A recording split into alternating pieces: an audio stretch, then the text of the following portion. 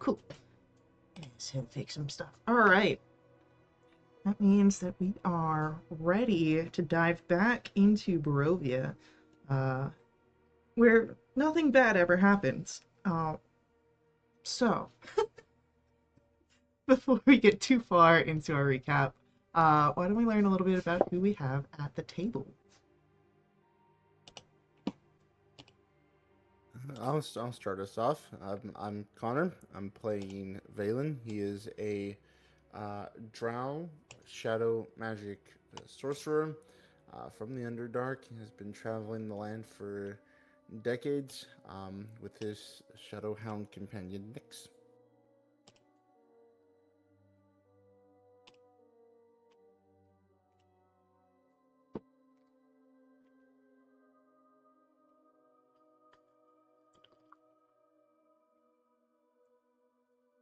I can go second, I guess. I'm Samir. I'm playing Ephraim Kesh, who is a Brass Dragonborn Way of Mercy monk.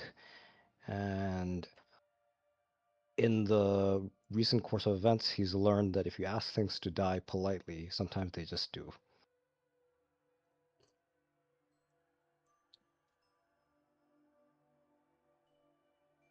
So that leaves me. I'm Caitlin. I'm playing Jinx. Jinx is a mischievous and curious black furred tabaxi rogue inquisitive. This week's fun fact about Jinx is that he is feeling lost. The leather and fabric he wears as a scarf were the only connections he had to his parents, and neither of them worked with the scrying spell. He regrets making the dark bargain, as it's only taken things away from him, his ability to speak in more than a whisper and the ability to smile genuinely. He is considering choosing something random to scry on for his last use just to be rid of the bargain and hopefully its negative side effects, but then all this would be for naught.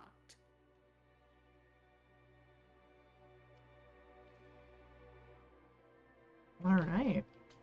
Well then, I guess that means a return to the scene.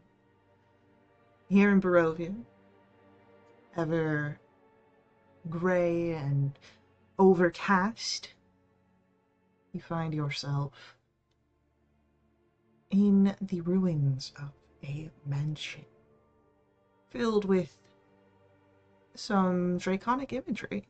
Uh, and you had spoken to a dusk elf and learned that this was the home to a dragon, uh, though he took on mortal guises.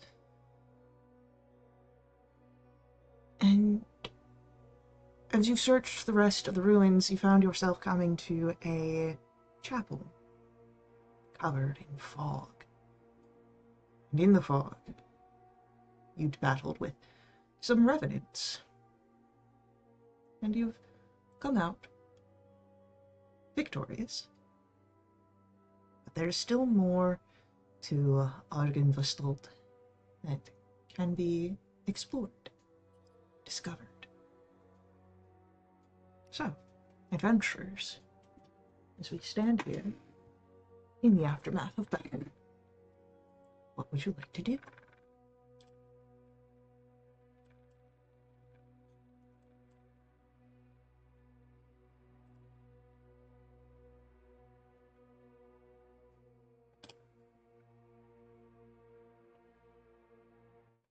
Are we feeling like we could maybe all take a bit of a breather? Yeah, that was quite a fight. And we barricade the end. Like this chapel itself is fairly defensible. I think we get to if we barricade the window, maybe we could.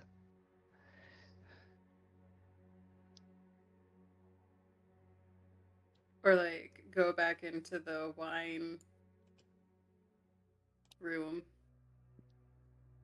That's a better idea, actually. Only one entrance, or well, two entrances. And just move the kegs, and then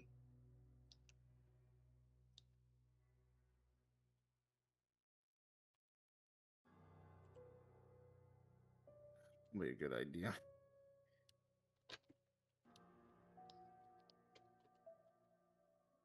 All right. So, let's just get people in here, and then you said we're putting kegs in front of the doors. Maybe, yeah, I guess move one keg in front. Like, there's two doors here that we can see, right? There's this door we came through, and there's another door here that we... Have not explored. Yeah, we haven't opened this door at all yet, so... All right. So, where are we putting our keg? In front of the unexplored door or the one that you have been through? Or one each. That also works. I mean, Oh there's my god. 5 kegs. One each. Oh, kegs. There's stickers. That's what I was gonna I do! just don't like that. There's stickers. I was gonna put a sticker there! Sorry, I got too excited. I'm sorry. No, you're good, you're good. So. Alright, I'll just mark off that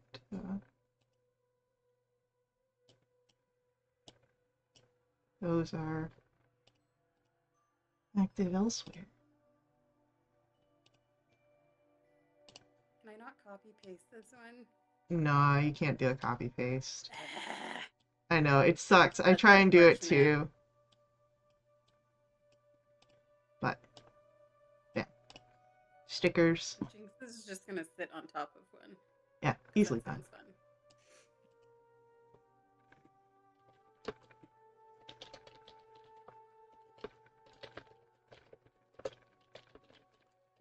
So, room now made a little bit more defensible to allow you guys perhaps a bit of time to rest.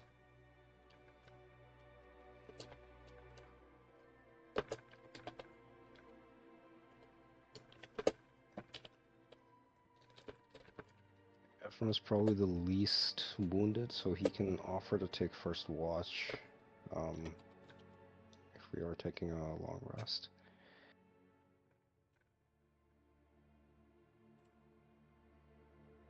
Oh, a long rest. I thought we were just doing a short Or rest. doing a short rest. I don't know. Are we doing a short rest? Or a long rest? That's up to you guys. Do you want to I take a do long both. rest? Let's stick with a short for now. 'Cause Yeah, sure. Cool. I couldn't remember how long it had been. A short rest will be fine.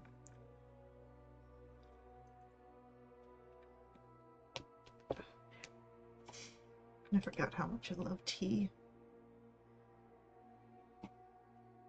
I do love tea.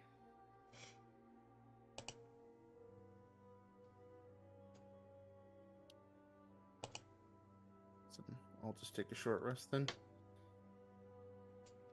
Yeah?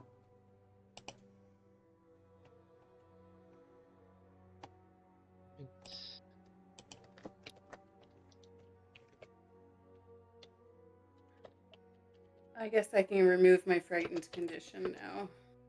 Yes.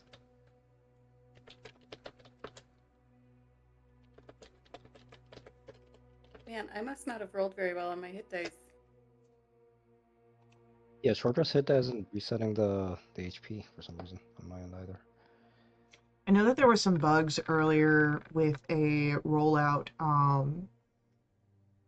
so that might have inadvertently gotten to other areas. So if you have to manually add your hit points, that's totally fine.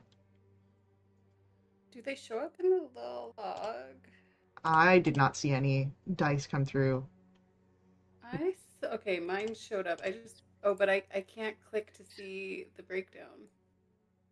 Oh, mine showed up to self. Why did it do that? I didn't change that. Oh, it said to self to me too. Yeah, it defaults. It's defaulting roll to self for dice rolls. I think if we set to everyone, Do you even 12 how do you plus. change that globally? Well, when you click and then you see the roll to self, there's a little drop down icon, I think. You can shift that from everyone to self to everyone, and then it'll show up in the log. I don't know if you guys can see it on the map or if it's just a GM thing, but at the top as well, I have at least a roll to self, roll to everyone option up top. So that might be there as well. I don't know. Everything on my sheet is defaulting to self, so I need to change it like everywhere. Yeah, Like my scimitar, like everything. Let Yeah, me I think check something it's here real quick. it might be a D&D Beyond bug because I had a Yeah. game on Friday and like we had some things where like it was repeatedly crashing, giving that beholder eye like thing. So th- I don't think E- it's on us. It's Even when probably I gonna be the change it, it platform. doesn't stick. Like every time I roll, I have to change it, even if it's something I changed already. That's so yeah, weird. yeah. Hmm. So it says to self, but mine is set to everyone. Let me. This is a test attack roll. Yeah, everything's going to self. Let me check maybe on the character sheet if there's an option. Still shows up in the game log though. Yeah, I like I we'll only see our saw rolls. like in the game log, the only hit dice I see are my own, and Yeah, I'm not it's seeing anyone except for what Samir just did with the custom roll. Like it'll Yeah, show up in your game log if you rolled a self. It just won't show up in. But I mean, like I can also just go into you guys' character sheets and I think I can see your stuff. GM privilege. But um, if you right click on your attack rolls, for example, on D&D Beyond, it does show like it's showing it's rolling to everyone, but it's not rolling to everyone. It's interesting. For example, I just rolled an unarmed strike, but it's rolling itself, even though it's showing it's supposed to roll to everyone. Yep, same here. Oh no, wait, it. Uh, I I do just it. saw a roll come a through. one. Yeah. Okay. I guess that Testing a D20. I can see you. I can see Valen's. Yep, I can Okay. see. Yep, I can see you. uh Alright, let me try an attack roll. Yep, I see see it. that. Okay, that is weird. I think it's probably just like um the dice rolls will have to physically set. Oh no, it's fixed now. What? Try rolling from the dice now. It's back to roll for I see everyone. Jinx. yeah, but I manually changed it to everyone. I have to do that every time or it defaults to self. Huh. Mine is set to everyone automatically. It didn't change. So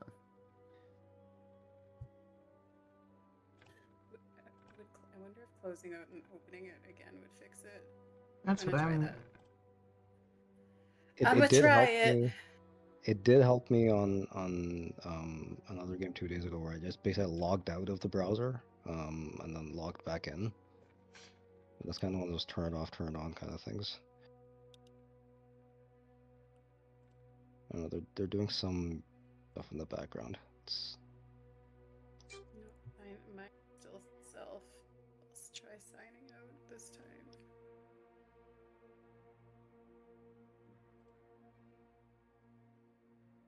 like right now we should be having a technical difficulties tune playing. Toot toot toot toot. Stay tuned. There was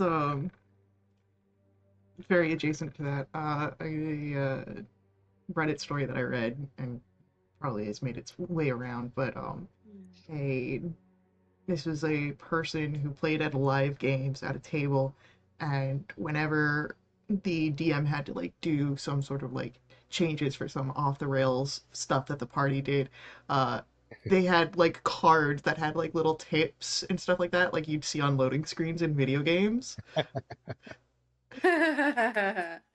Nice. Nothing I've tried has worked thus far. It is defaulting to self. If you need to just, instead of like having to change it every time, if you just want to like tell me your result, that's totally fine. I'm okay with honor system. Okay. We'll see if I remember. If I Every need to roll's a be like, nat 20. yeah, right. If I need to be like prompting of like, hey Caitlin, what did Jinx get? Yeah, fine. Yeah. That's what screenshots are for, to prove that you rolled natural 20s. Alrighty.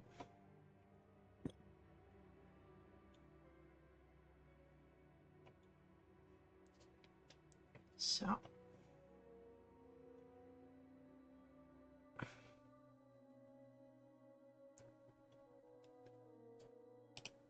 As we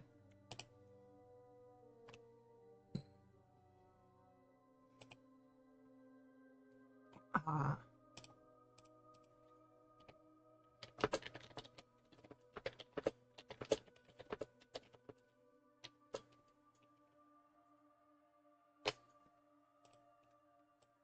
as we are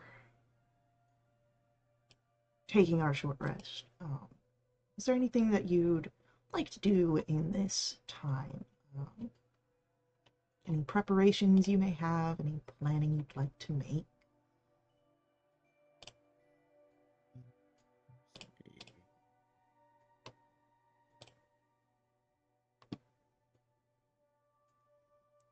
I'm gonna use 4 sorcery points after my short rest to get back 2 of my 3 used level 1 spell slots. Alright. So that way I've at least got some. I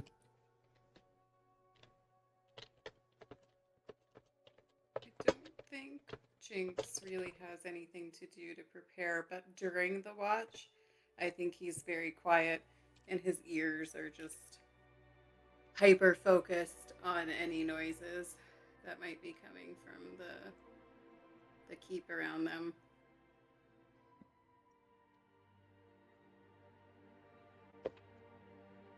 Alright. Ephraim's not really going to be doing anything specific. I guess he's just gonna keep an eye out at the doors half while he rests, I guess. Yeah, totally. Um, for Jinx and Ephraim, since you guys are kind of paying attention, keeping ears out, I'm gonna ask for perception rolls from the two of you. 17. Amazing. Natural 20 for 29. And I rolled to everyone, so you know it's real. Very nice. Woohoo! Look at that.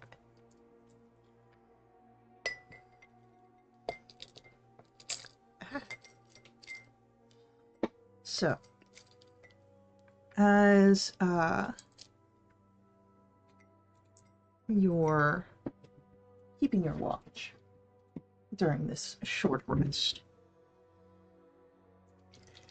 there is a strange sort of calmness that you hear, and that is just fucking great. My chain fell into my boiling hot water for my tea.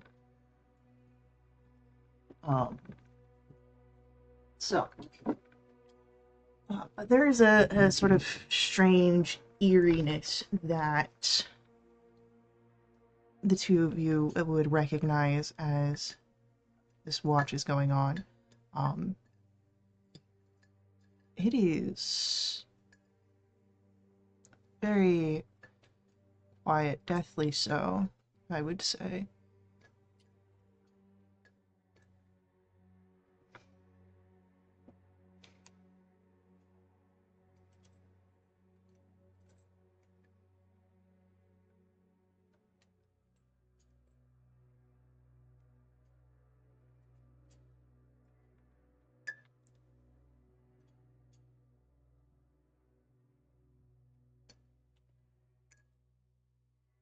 I think Jinx kind of involuntarily shudders a little bit at how quiet it is.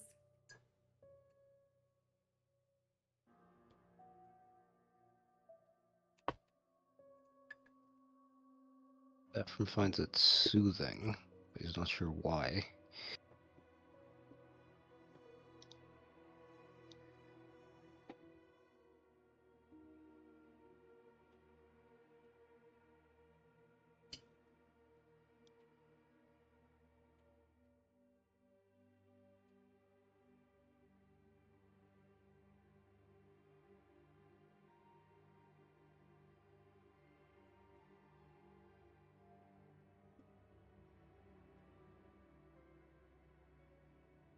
All right.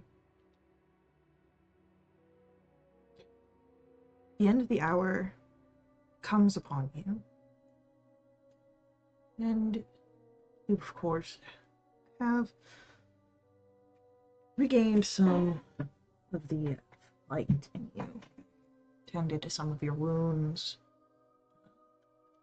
recovered some magical reserve.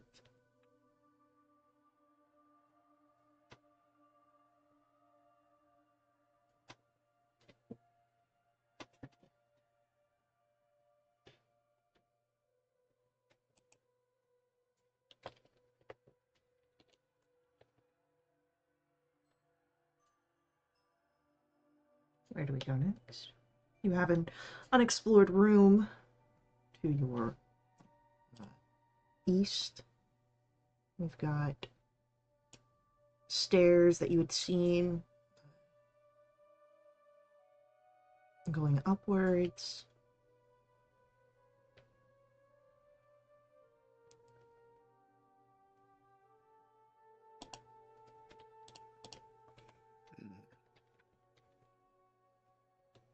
Yes, we'll finish the main floor. Nice and thorough. So we can move the keg over here and then maybe make our way in on this side.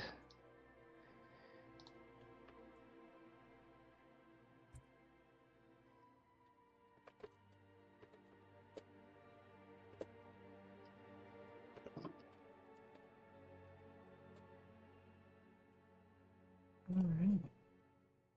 So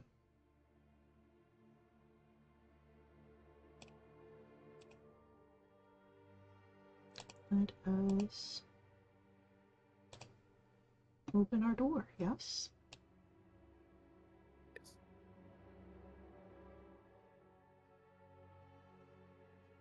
So, what you find here is a kitchen. It's been plundered, the tables overturned. You see all about the floor rusted utensils and smashed crockery. There are narrow windows that flank a hearth, and they look out to a cemetery. There's an open iron pot hanging from a hook inside the blackened fireplace that rattles on its hook, bobbing up and down.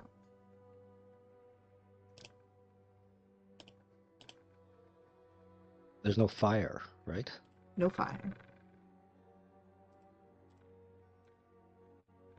Can we tell what's making it move? Not from here.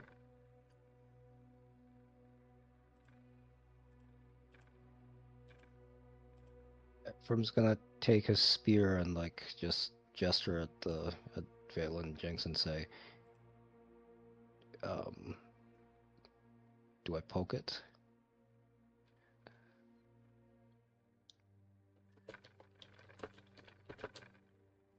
The last time we poked a fire, I nearly got incinerated.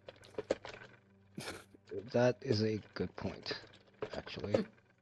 I tried to punch it, and that didn't go well either.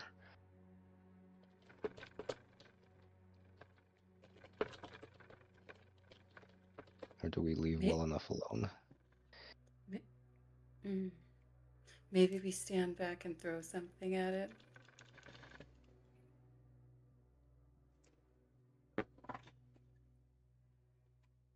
Everyone's rubbing it in that they all have evasion other than me.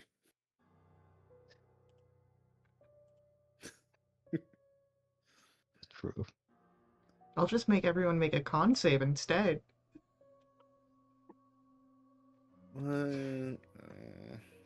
And you're all in the same boat. Can As I long as see it's not a strength save.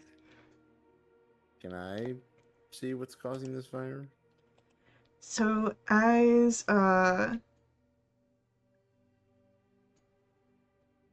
you step closer, Valen, trying to get a look, something comes out and it's hard to see for a moment as it flies right towards you. But it's a bat that flutters off.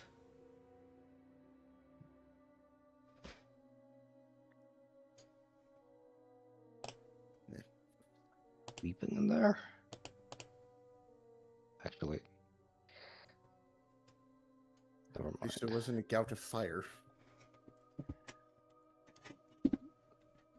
Small blessings. Anything beyond here? In this corner of the room? Oh, you go Is there a to the doorway curtain? here, or is it? Oh, curtains. Yeah, we can go to the curtain.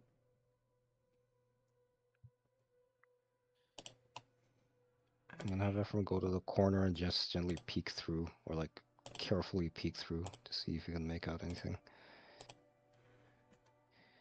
Well, it's quite easy to see what's back here. As you peek through, it looks to be servants' quarters.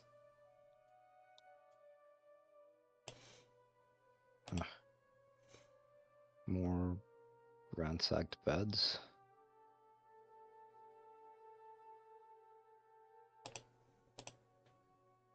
It's in a door.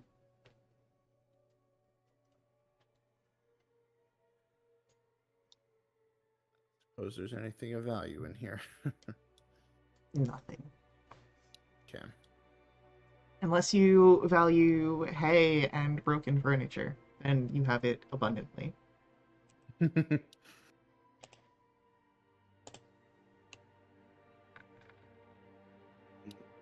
Everyone's gonna listen by the door over here to see if you can hear anything.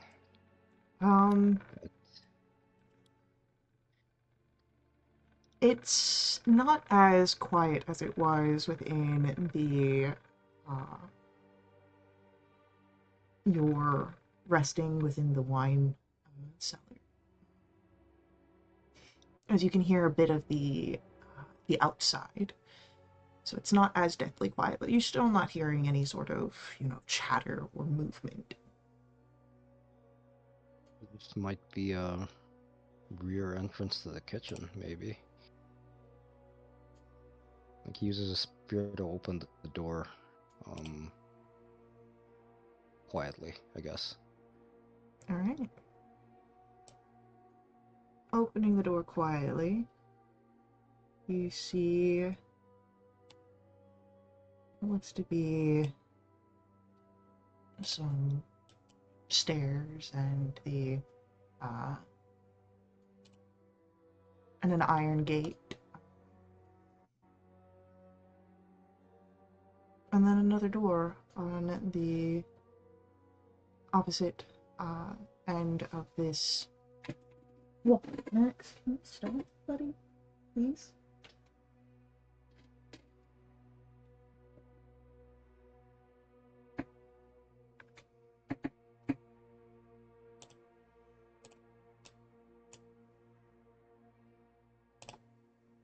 The other area is probably gonna be some kind of quarters again.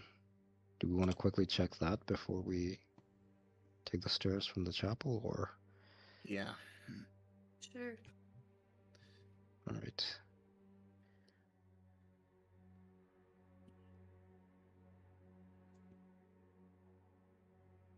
I can stay ahead.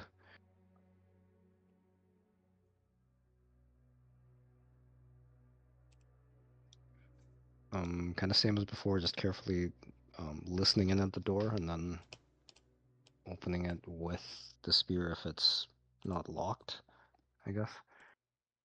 Yeah, totally.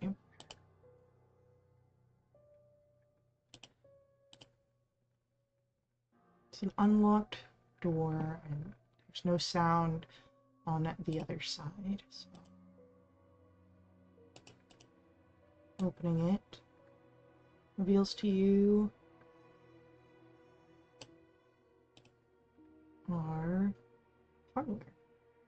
There are tattered velvet drapes over the tall and slender windows, furnishings covered with dust, cobwebs, all lying in disarray. There is a damaged brass chandelier hanging from the ceiling, um, and on the ceiling a faded mural depicting metallic dragons and colorful birds flying beneath white clouds. But time, neglect, has rendered anything that may have been valuable here to well, ruin.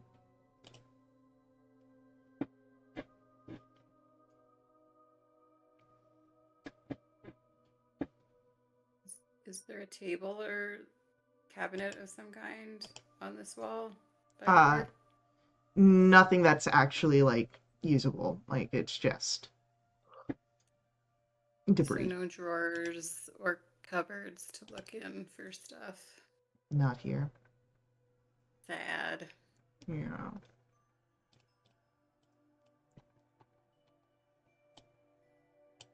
Ephraim's just gonna run a finger along like the table and see like the dust, and is gonna be um glad that there's no giant cobwebs. Empty is better. I mean, it's sad for whoever isn't here anymore, but it's also a good thing there's no spiders. Can I roll a check to see if I'm allergic to dust? Yeah. Go Just ahead. estimate. Um, we'll roll a D100 first, and we'll say, uh, how old would you say Jinx is? Oh, do I have that written down somewhere? He's like, I reserve the right to change this later if I find it, but I think he's like 23-ish, like early 20s, early to mid. All right. Uh, then I will say that with your roll at a 46, I need you to roll me a Constitution saving throw. Okay.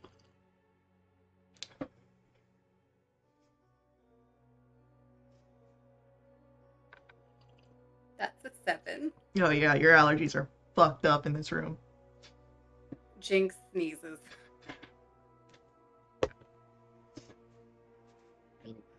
It's just dust. It's not like there's dead bugs in here. Well, there might be dead bugs in here actually, given how old this is. So you might be inhaling dead bugs as well as dust. And just like thinking out loud this entire time. Jinx just sneezes again.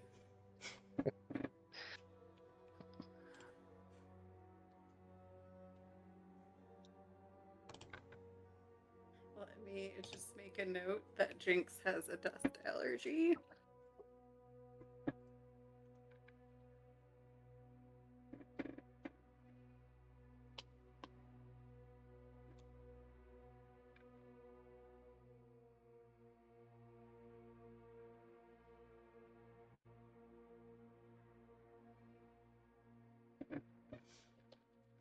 My friend's gonna tell Valen as they get out, like, all clear.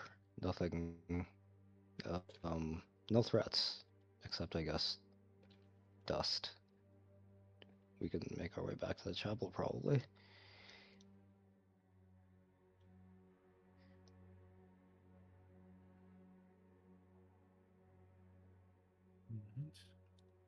I guess that ends the check both floors, yeah.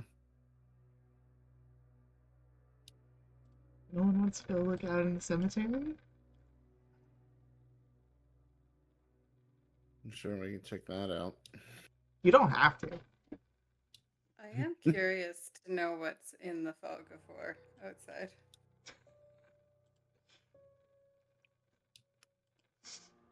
Well, That we can actually. that came up How many? recently. Caitlin, your How need to explore everything. I was talking to another GM of like how I have players who want to like uncover all of the map. Samir, you were Yeah, saying it's not a problem at all.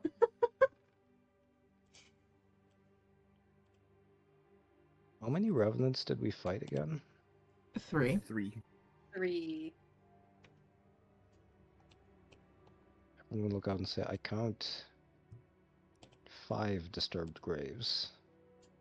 There was also that one that you had fought out in the woods, so that could be 4. 4. It could be 4.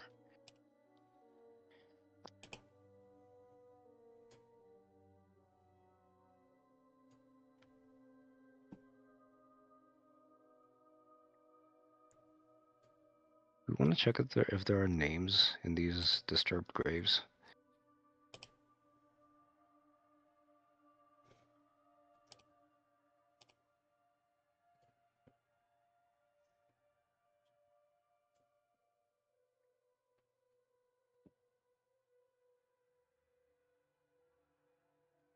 We could. I mean, it's still like daylight-ish. Like I know there's no proper day-night, but it's still daytime-ish. Yeah. Diluted sun from behind overcast clouds.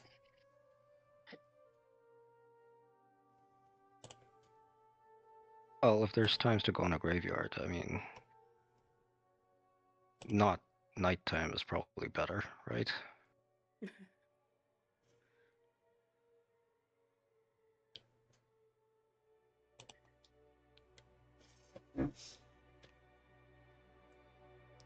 So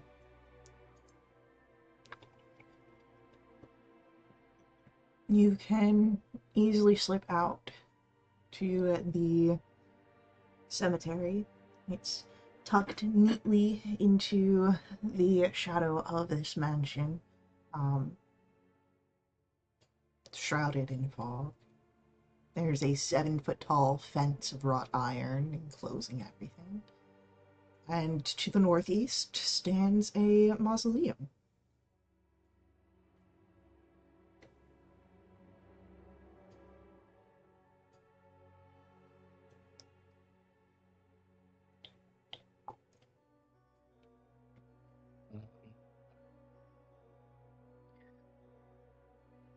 I'm Are going there to have windows? sorry. Yeah, plenty of windows. And as you say that, James, you would feel this, and all of you, really. It's the sensation of being watched. Something, maybe even someone, is watching you. Is like with the wolves or the werewolves? Is it different? It doesn't feel like you're being hunted, per se. Um, Anyone looking around trying to see what might be causing the sensation would notice from a high tower window, you spot a well-dressed man. He has this thick mane of thistledown hair, and he is watching you. And after the brief moment of a connection of eyes, he draws the curtain. He is no longer in your view.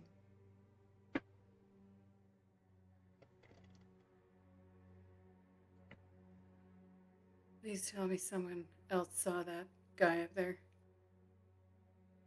Saw him too. So, Well,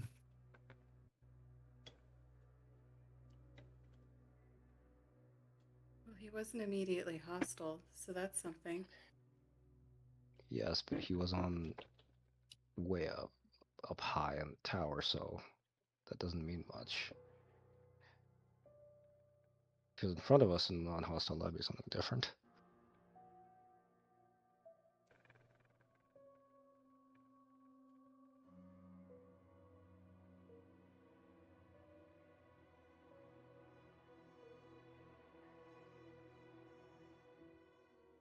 Does the mausoleum have windows?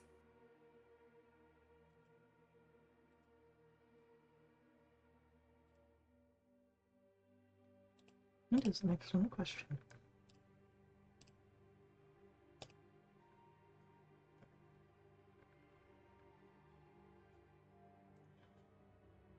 No. You do see a door. Okay. I was hoping to peek into a window. No windows.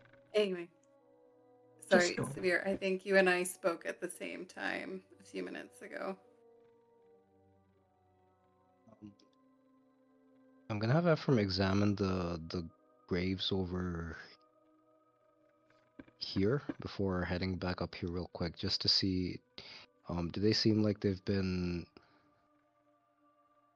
disturbed from the outside, or were they kind of, did something come out from them? Is there any way to tell? Give me a perception check. That is a nat 1. Jeez. I don't think your modifier's high enough to help you here with that. Yes, no. You just see disturbed earth. It's hard to say how it was disturbed. I make a perception check. Sure thing, Valen. Don't get a natural 1. Hopefully it's not contagious. With a 19, as you look around the disturbed grave that you are closest to, you would figure out that the way that it's disturbed does not seem to be of something going in, but of something coming out. The bodies here dug their way out of their grave.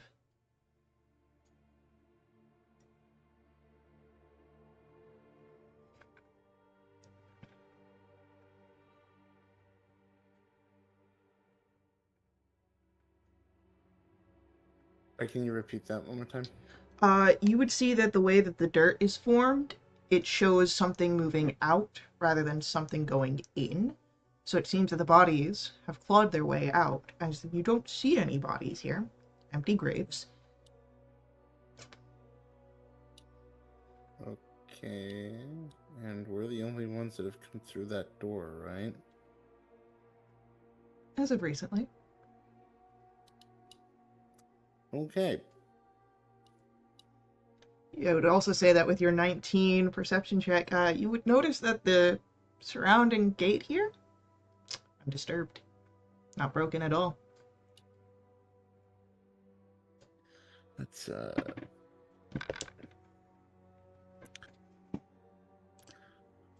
what if it was in these graves they dug their way out from the inside? I hope the rest of them don't start doing that anytime soon. Well, given how hard it was to face down just 3 of them, it would be difficult if any more were to come out.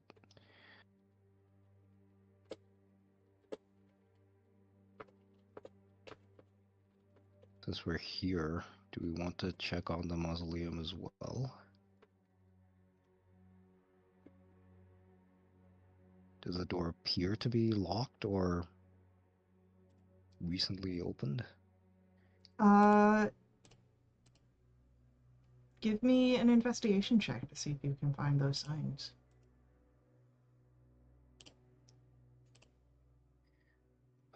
12 plus 1, 13. It does not have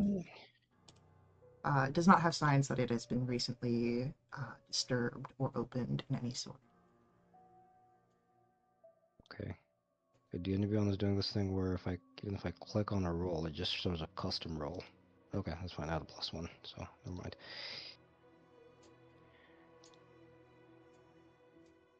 I need to get a sticker that's like the Discord is a stable platform, but for D&D Beyond.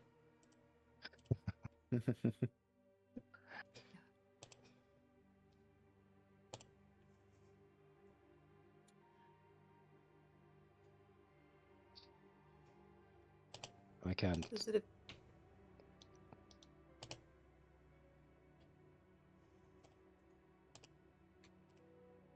So, unopened door made of stone.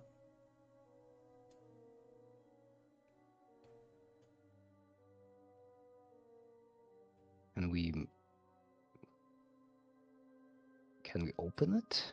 Sure, give me a strength check. I am weak. That's gonna be. Wait, let me check something. Hang on. I've got. Do I have a crowbar? If you got I a believe I crowbar, have a crowbar. I will give you that roll to you with advantage. Okay. Yeah, Is I Jinx? absolutely have one. Do you want to do it? You're technically. I think you might be stronger than me. Uh, strength is my dump stat. It's my dump stat too. I Yes. love having a group of all low strength. It's great. Oh yeah, absolutely. And technically, if I was an astral monk, I'd just sprout astral arms and use those. All right, Jojo, calm down. All right. All right. I can have Ephraim do it. I think we're probably all at like -1 strength. With Okay. advantage at a -1. It's a nat 20. Heck yeah! All right. Definitely will be enough here to open it. Jinx is convinced it was his crowbar that did it. Can I keep this? I think it's magic. Actually, you know what? No, you can have it back. Fine, get your own. Just Jinx kidding. cradles the crowbar closer.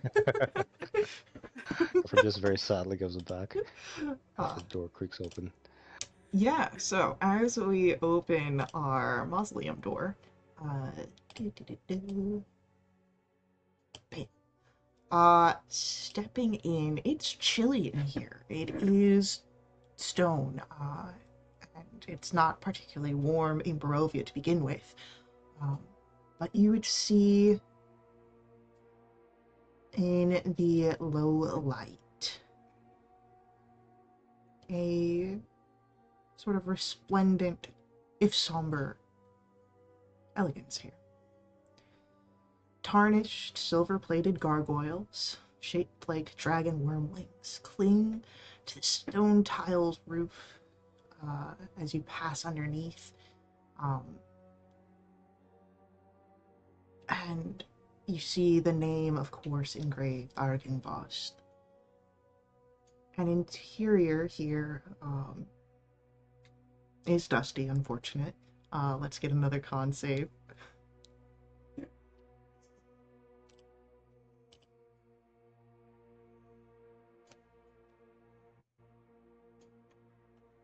Uh,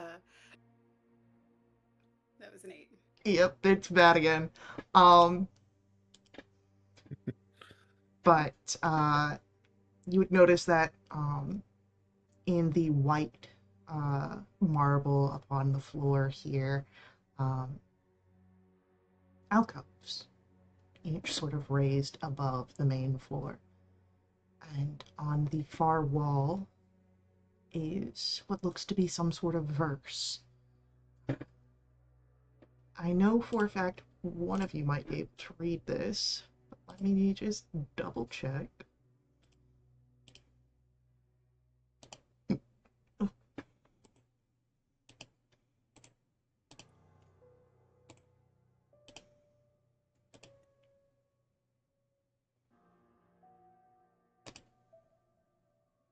It's in Draconic, Ephraim probably can.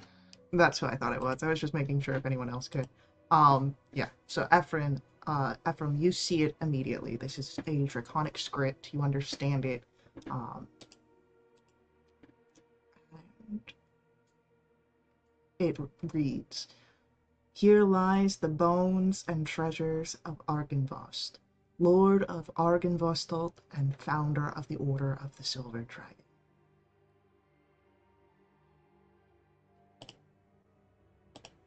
I'm just gonna just like read it out loud enough that Valen and Jinx are both gonna be able to hear. Just this is Draconic.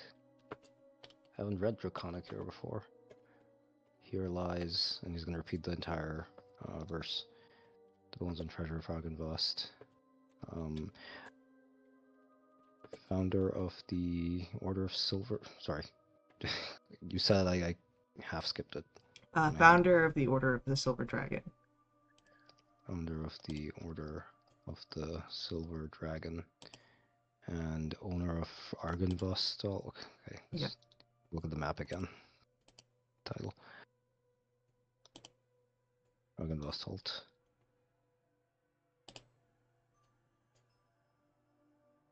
He's gonna read it. He's gonna come closer to the script and just kind of run his hands over, just tracing the script, because he hasn't seen Draconic here before. Does he say that out loud? Yes, he's Okay. saying this entire thing. Yeah, he's saying it out loud.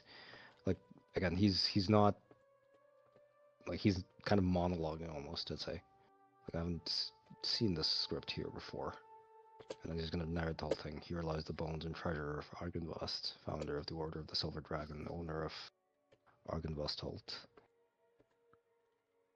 There are no bones that we see in here, right? There's nothing you see in here. No bones, no treasure. Do we see like I'd say like mountings where there would have been things and the mountings are empty, or there's just nothing here? You would imagine that would have been what filled the alcoves, but there's nothing there.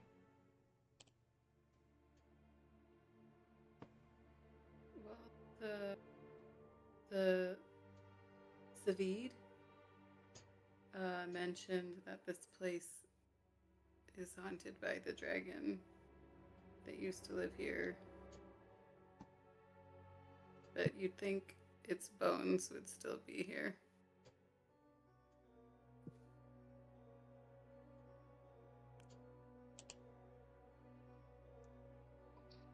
Defeat an enemy. You take his treasures for yourself, right? Strahd defeated him, then why would he leave his treasures here? It would have been nice to meet a silver dragon.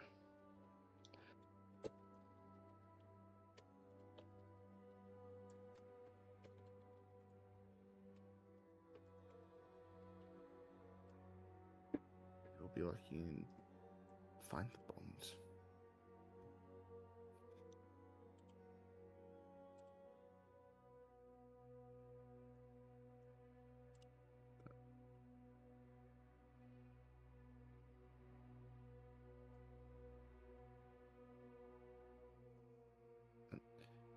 I'm gonna walk out here if it's empty and there's nothing else. It's time to take those stairs. See what else was up. What else was here, I suppose. This is just another empty corner. And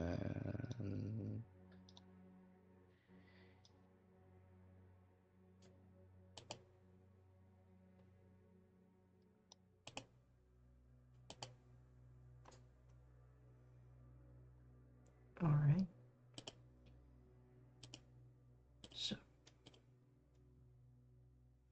you have a couple of options for you. There are the stairs in the chapel, or the stairs in the main hall.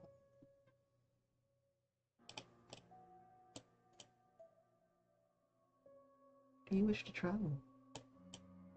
How do you wish to travel? Could we tell what tower the gentleman was at the top of? Like which one was it that we saw him in?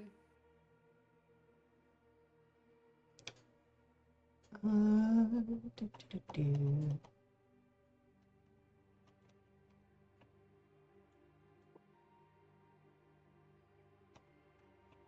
Yes, it was. Where's my pin tool? This one up here.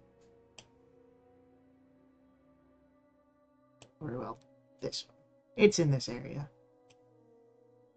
I don't see anything. You mean above here, Oh, right? there we go. Yeah, Sorry. yeah, it's on the top Sorry. part where the second floor is. Oh, that's probably why I didn't see it. Okay. I was too zoomed in. Okay.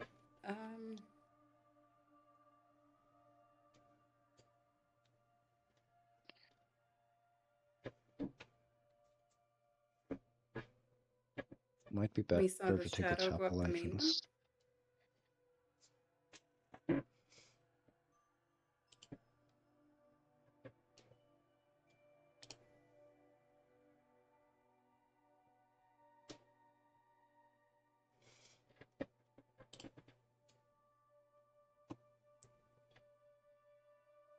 So, the shadow that you had seen when you entered in did go up the main staircase.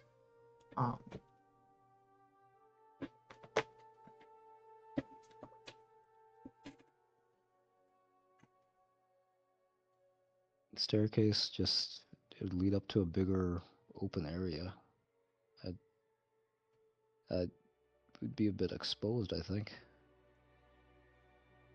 Maybe we go through the chapel and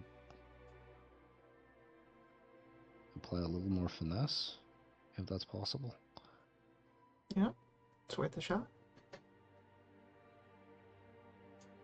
Sure. It's the worst case that happens. You get an extra few steps in your day.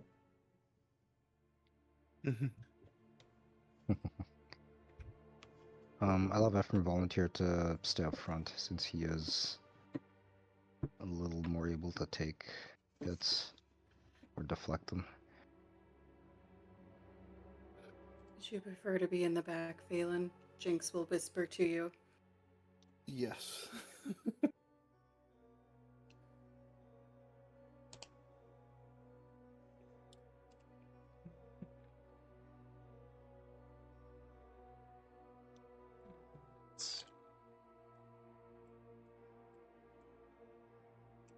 Move this here. I guess probably use this. Race. So. Oh, there's the dragons. Yeah, right there. Moving up the chapel stairwell brings you to the chapel balcony.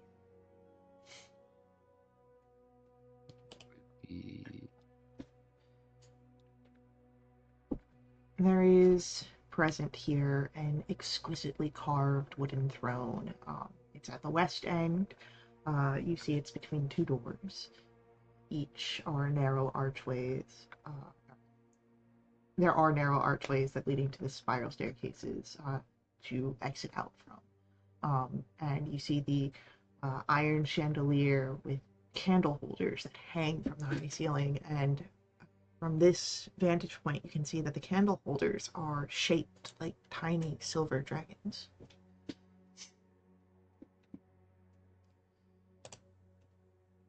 Are they removable? If you can get to the chandelier.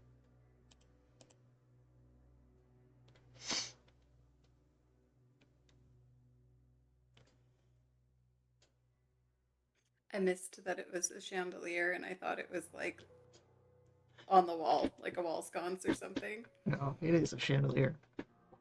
Oh, okay. I have throwing knives if you want to try and dislodge it. I don't know if it'll do anything. I have throwing knives too. It's okay.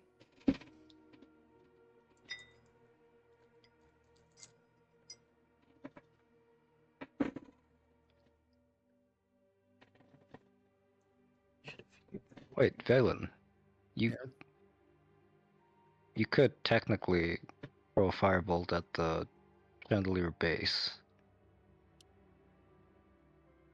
and that would cause it to crash down. And we could take. Never mind. That's a lot of extra work for trinkets. I I just wanted to bring back a little silver dragon something, but I also don't want to be disrespectful to the guy that used to live here.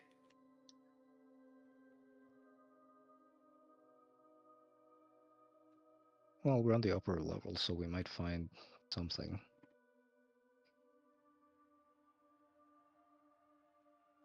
North door or south door? Any preferences? Healer's choice. Alright. I will listen at the door first. Ephraim's gonna listen at the door first real quick. And if it doesn't seem like there's too much noise, he'll open it carefully if it's not locked.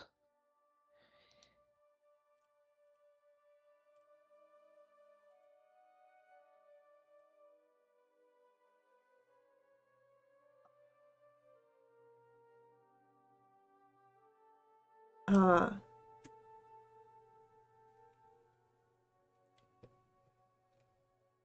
as Ephraim, you approach, it does not appear to be locked. And opening it,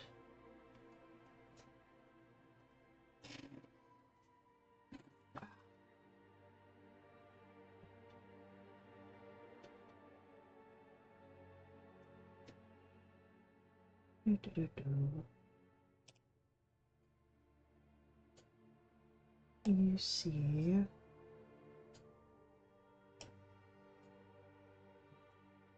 it's too big. I need that smaller.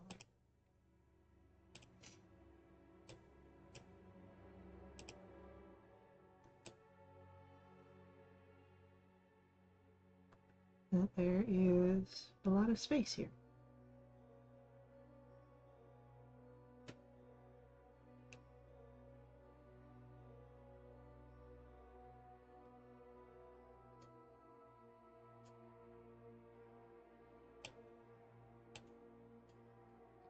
See anything at this point? Just gonna carefully step inside. Just keep an eye on the corner on the right here. You see a thick, heavy red velvet curtain. Can I draw the curtain back? Yeah. Drawing the curtain back reveals that it is empty, save for a few windows. Interesting. We're in the central corridor here, it almost looks like.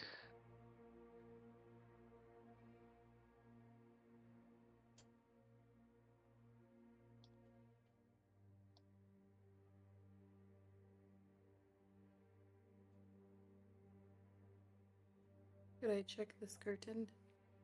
Yeah, you can 100% check that curtain.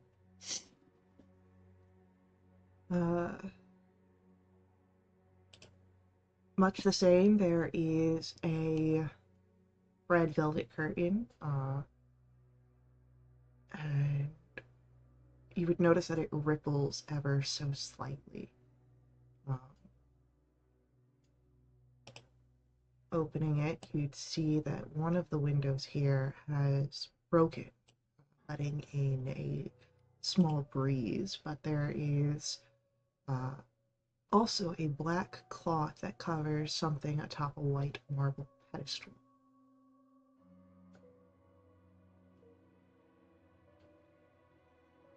I inspect it closer? The black cloth is thick, so you can't see anything through it. You'd have to lift it up to see what might be there.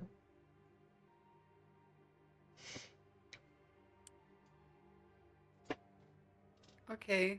Caitlin, the player, doesn't want to, but Jinx is a mischievous and curious tabaxi, and he wants to see what's under the cloth.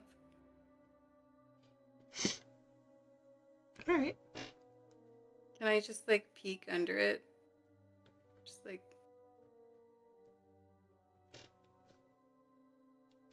Does Jinx have dark vision? I believe so.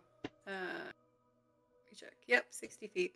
Great. So yeah, so Jinx, you can peek under this. Why is my camera being like this? You can peek under it and see clear enough, even with like the heavy shadows of the opaque cloth. Uh, you see the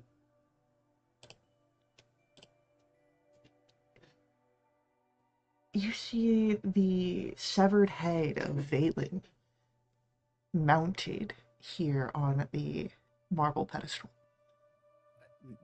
Whoa, whoa, I whoa, am. whoa, whoa. I immediately put the cloth down and I back up out of the.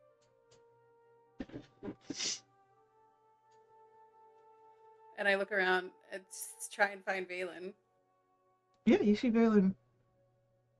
He's fine. He's still got his head on his shoulders. The head's attached to him. Okay. I think I'm seeing things.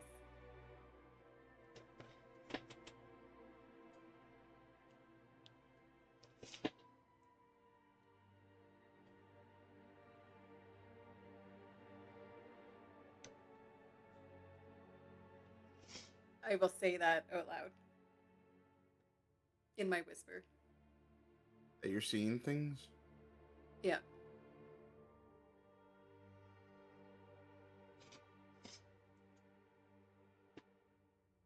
Okay, now taking after Jinx too. I want to check this out. Okay. Does Valen only peek under, or do you like fully remove? I'll fully remove. As Valen, you draw the black cloth off, you reveal the exquisite alabaster bust of this middle-aged human. Objectively handsome. He's a nicely, neatly trimmed mustache and beard.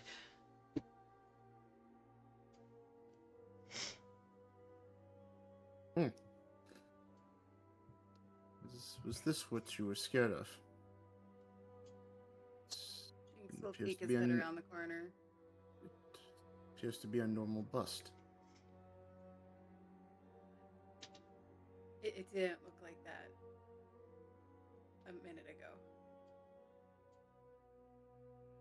Do I want to know what you saw? Probably not. It was comparable to when Ephraim saw his own corpse, but it wasn't Ephraim this time, and it wasn't the whole corpse. It was just the head.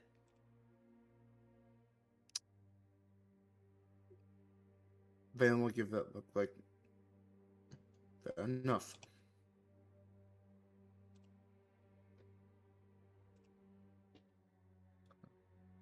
If we're being thorough, I'll open up this door that's behind me. Yeah, totally. Opening up that door behind you.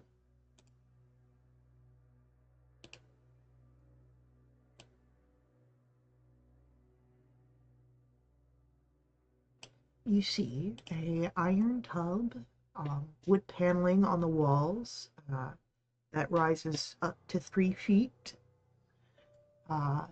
There are above the paneling the faded mural of a mountainscape.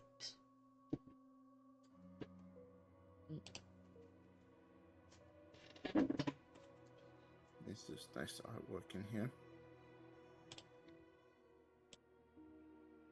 It's just a washroom.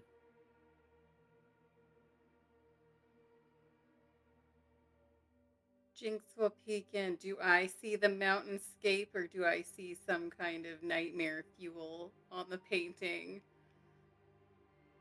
Jinx is questioning his own sanity. Jinx sees a mountainscape that is quite lovely, even if it is faded.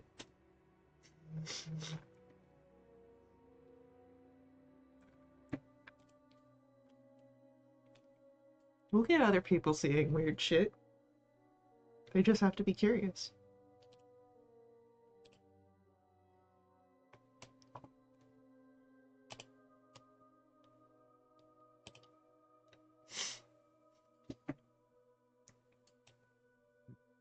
Go on this side too.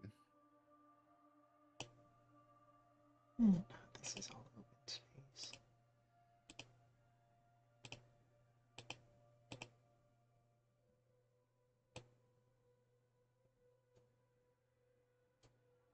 So it just shifts down to a below. Alright, opening that door right there is instant death right now. I'm just joking.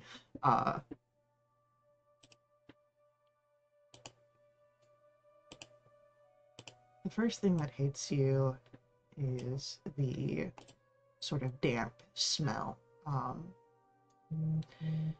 You see that rainwater has seeped through the cracks in the ceiling and flows now into a pool on the sagging wooden floor. Half the room is filled with this pool, as you see bare stone shelves lining the wall. I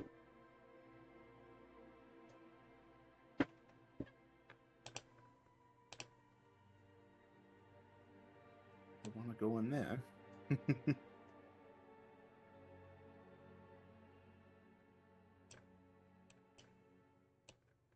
It's quite flooded.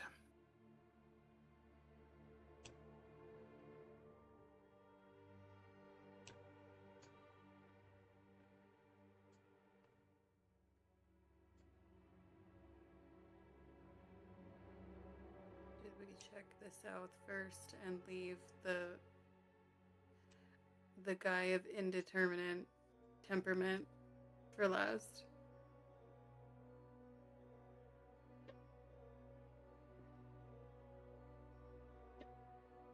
The what? The guy who don't know how he's going to react to us. Should we leave him for last and finish checking out the south?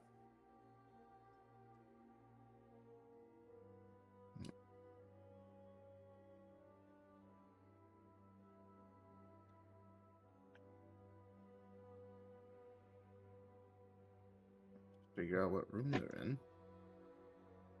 You know that the guy, when you had saw him, was in the northeast section from when he was looking down at you. We're over here, right? I think. Yeah, in that area. So we can. So I think the thing was you can search those two southern rooms and then come back or what have you. It is for you to decide. If we search the southern rooms, I'm definitely prepared for spiders. Just because. More spiders to the south? I'd never. Surely we got them all. That was a lot of spiders. I'd like to think that's true. But there's no direct doors.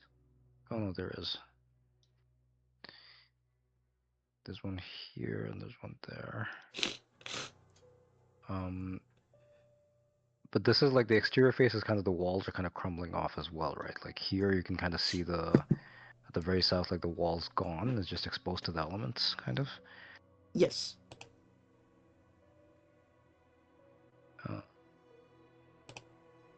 Are these suits of armor? I think so. They definitely look it on the map. Let me make sure that that Yeah. is alluded to.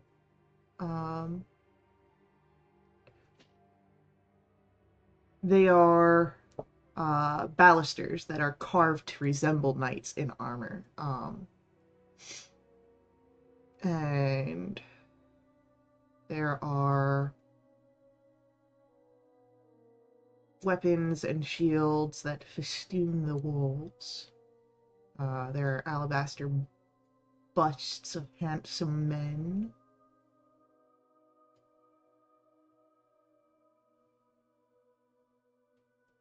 No actual depictions of full suits of armor, so I'd say just take them as statues meant to look like it, yeah.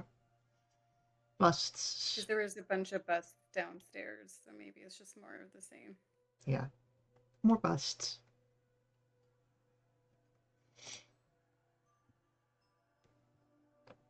Alright, so. Du, du, du, du.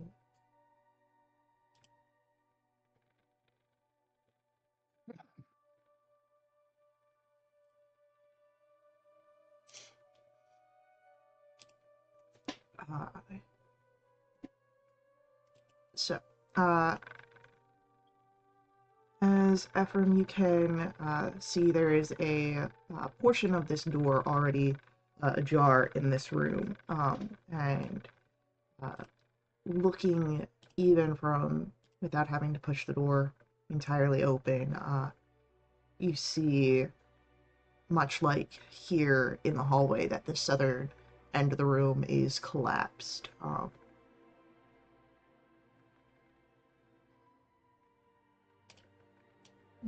Just do a little peeksies sort of reveal.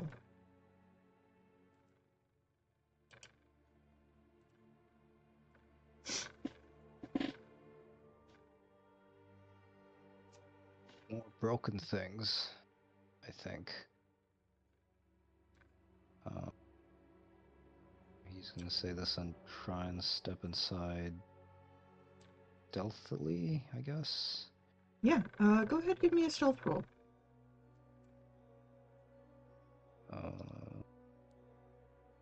Oh, a 2. It's Shit. got an 11. 11 more spiders come in. No. It's not the most quiet.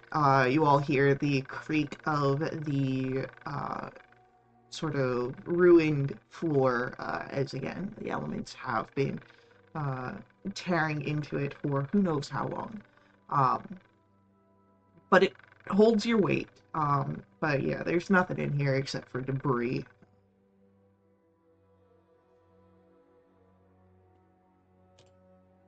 He's gonna make his way back and say it's empty, just more debris,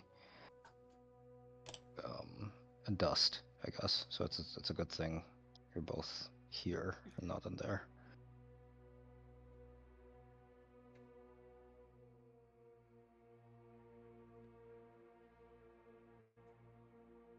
And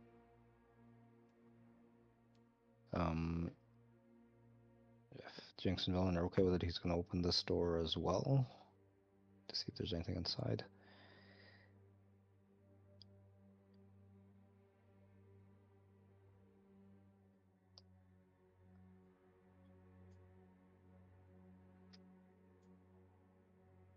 Yep. I'm fine with it. I'm good. Right, let's open these doors and see if we have ghosts or spiders or ghost spiders or I remnants. need to make a note. Oh no, fighting ghost spiders. Yeah, don't give Faye ideas. You think I don't have ideas on my own? You'll Wait, need We're more of them. saying you don't need the help. You're perfectly creative on your own. You don't need our help. Hey, when you encounter something you randomly utter it out loud at some point, you can just be like in character, like, I knew this was coming. Like The that whole best thing is Ephraim. when someone says something as a player and then Faye puts it in game.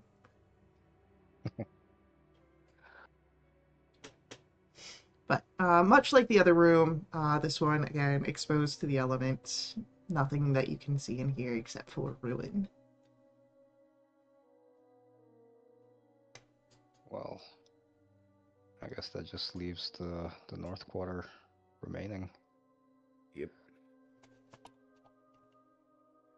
We Do we just want to take be the. sneaky?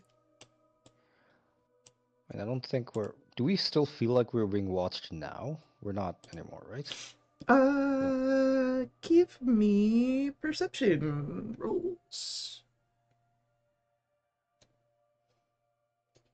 12 plus 7, 19.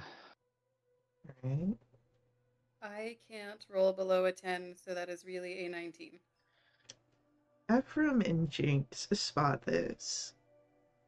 While you don't have the sensation of being watched, the eyes of the busts seem to follow you.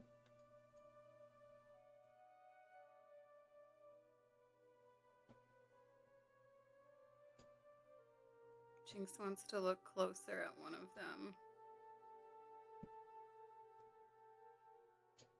Yeah? Do I sense like an intelligence there? Nope.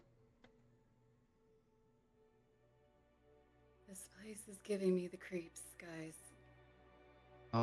What Ephraim's gonna do is, let's see. I've got. This is a hunch. It might do absolutely nothing. He's going to. He has a bottle of holy water, so he's gonna uncork it, dab a little bit onto his fingers, and then um, daub them over the eyes of both of these guys. Okay. Probably does nothing, but and who knows what God's answer here, but can't hurt. He's gonna cork it back in and put it back in his pack. I know what God's answer here.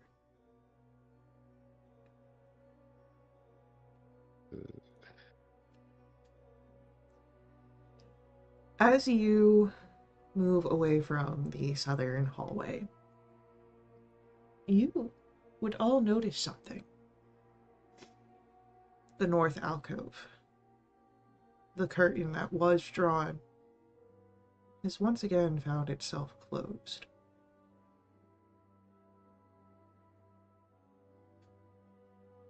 One. The one that had nothing behind it. Dear. Could have sworn I opened this.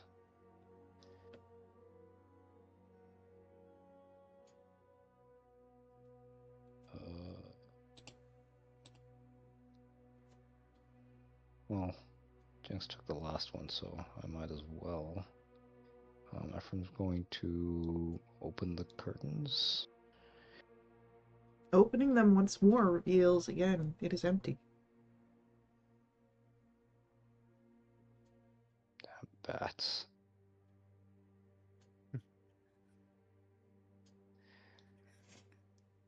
These bats want privacy. I only saw the one.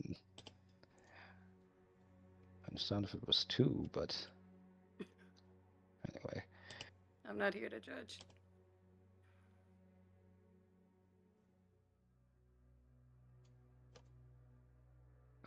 Ephraim's going to do the same thing he did before. This is, again, absolutely a probo of nothing. He's gonna take his bottle of holy water, take some on his fingers, and daub the eyes of both of these busts. Yeah.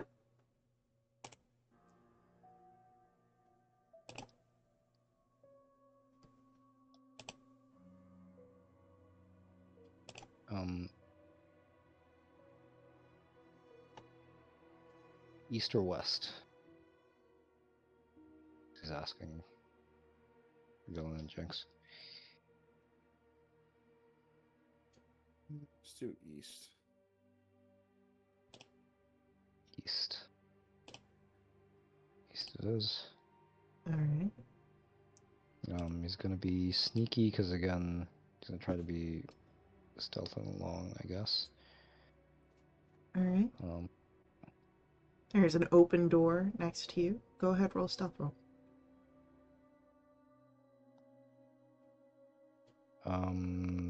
9 plus 19, 28.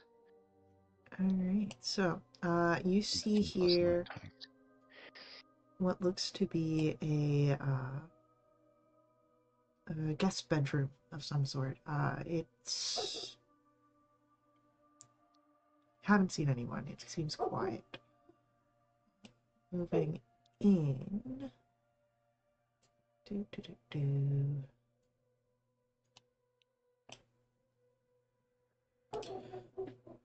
You see two beds, each with canopies that are torn, standing against opposite walls. There's a tattered rug between them,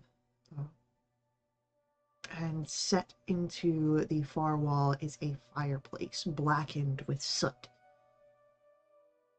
And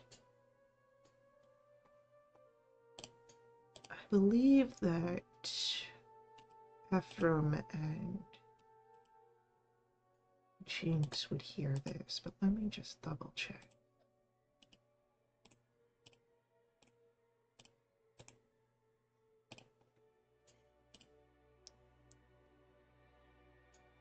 Ephraim hears it. And Jinx hears it, yes.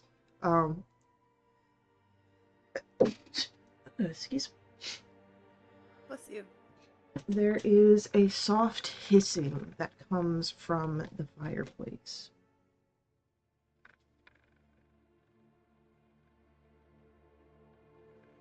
Like a hissing an animal would make, or the hissing of like flames snapping on logs?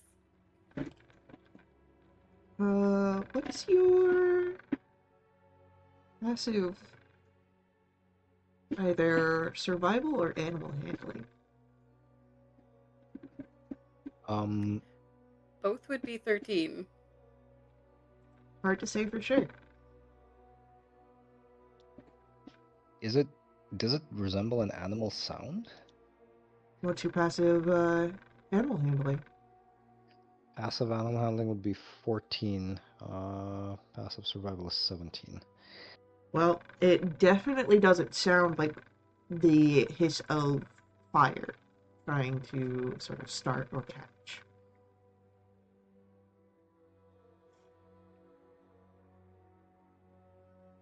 I wonder if a snake made a home in the soot.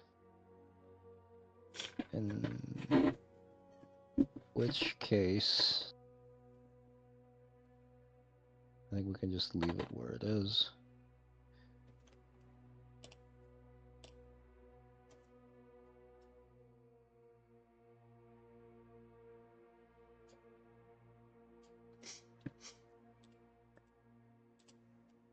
Can I have Ephraim just take like about a few steps closer to the rug and just lift it up and see if there's anything underneath? And he's Nothing. hearing the hissing, but he's looking to see if there's anything under the rug. You don't see anything under the rug here. No hidden doors or anything of that sort.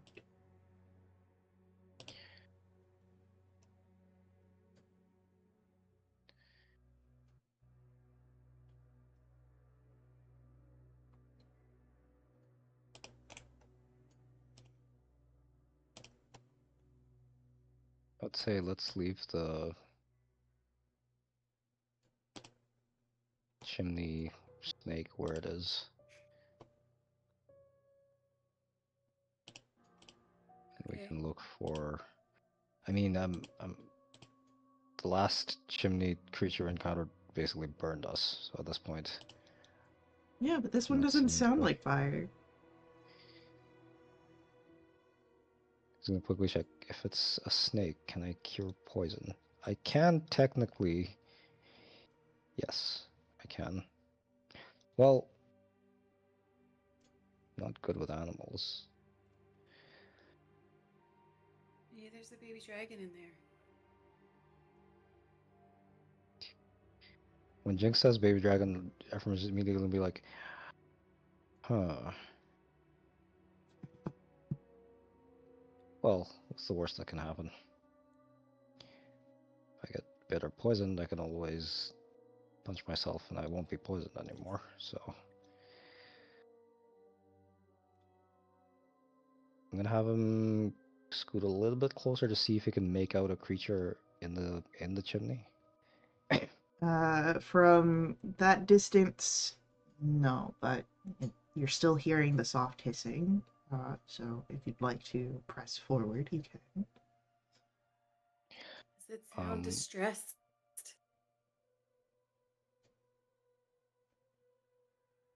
I'd say if you'd like to give an insight check here, insight or animal handling. It's going to be insight. My whole character. That's a 28. Uh, it does sound somewhat distressed. It doesn't sound like it's in pain or in panic, but uh,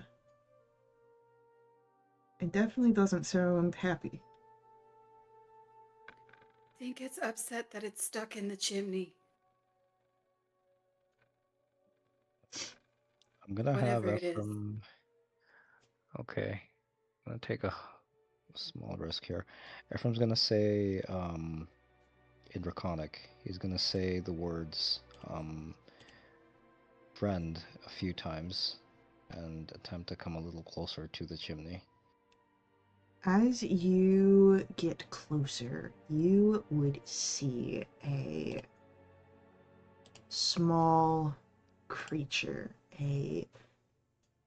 uh,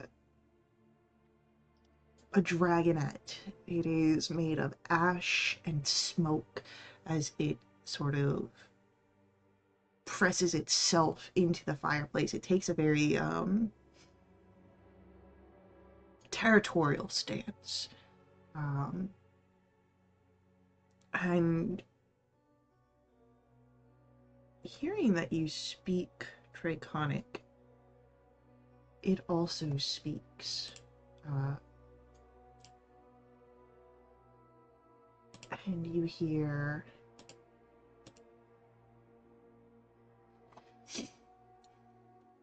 a light has been lost. Darkness falls.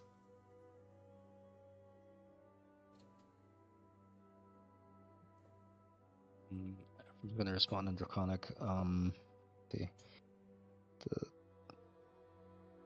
the land is covered in the dark. Were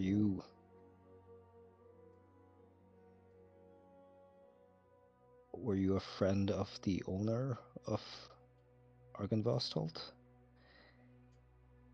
And he's gonna like reduce his profile a bit. He's gonna like kind of sit down as if he's meditating, just so he presents a less threatening profile to the creature.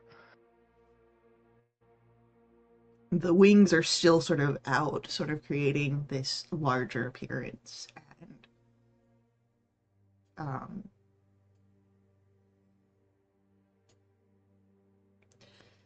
I know only darkness, no light.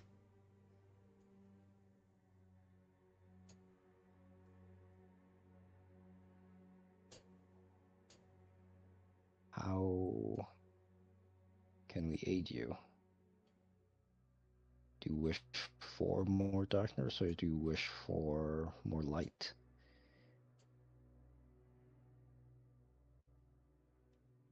And it hackles, rays, and I need no help.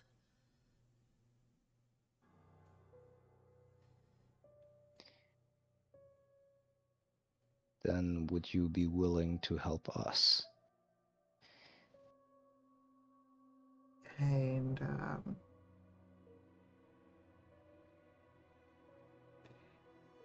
at that point, and At this point, you'd all have been able to hear this. It was no longer just a soft hiss. Like, you could hear the sort of draconic conversation.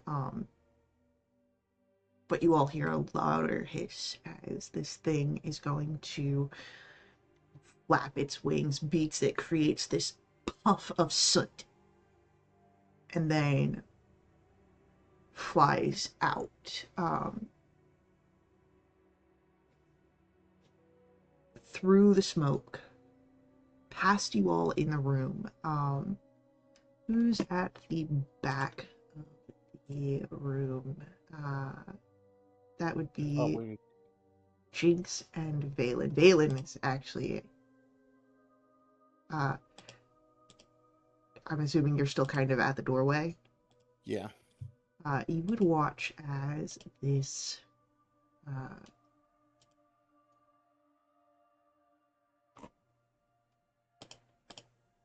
dragonette, uh, as it flies past the rest of the group, out of the door, flies past you and down the hall.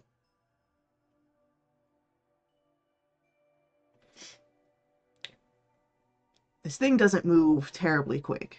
Maybe as fast as you all as you run. Well, maybe Ephraim is faster when he's not having to get up from sitting on the ground. Um, if you'd like, you could give chase to this thing as it's on the move. Oh, I'll let it be. Yeah, everyone's gonna spend a little time getting up, so it's a little late for him to be able to catch up. And like his body's probably covered in soot from when it flew past. Oh yeah, anyone who is in the room is covered in soot. How would you tell with Jinx? Your My teal scarf is scarf now is, black. yeah, it's a little Yeah. more dull.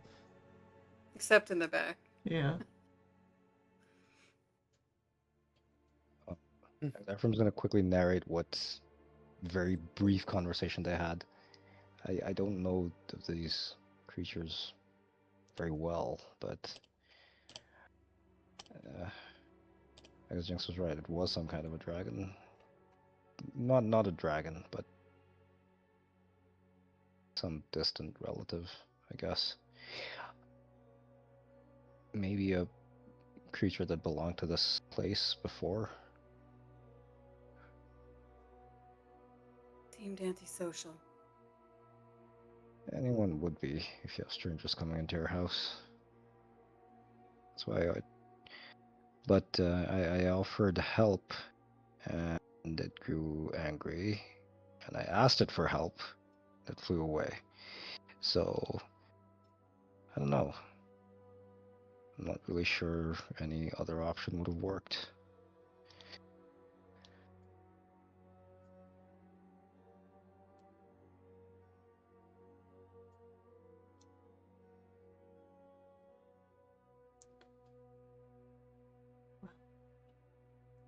As we have the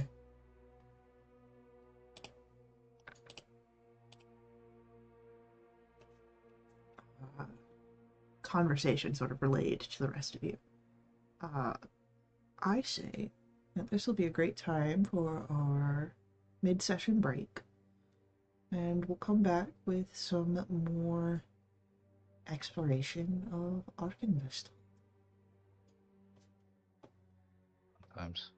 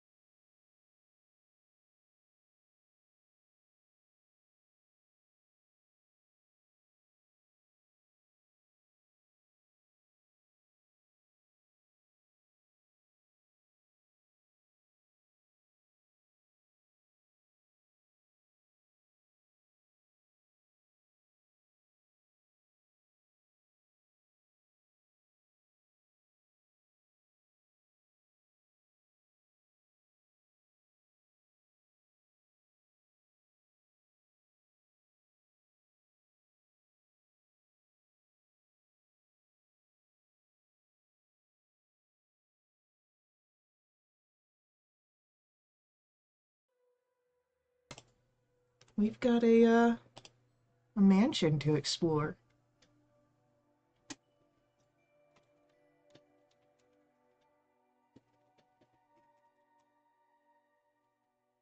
Right.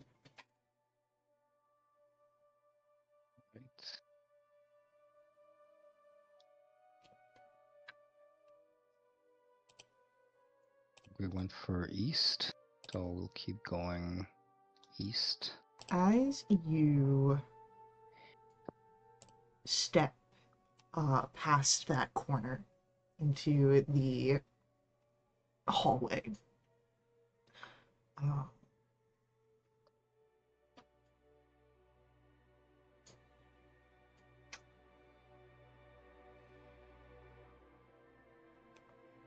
I will say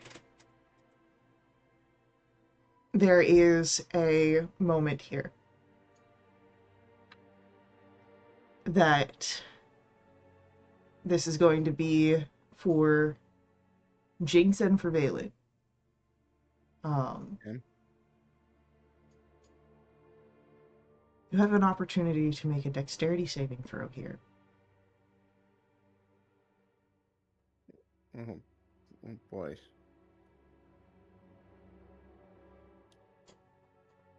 Okay, well. It's a 15.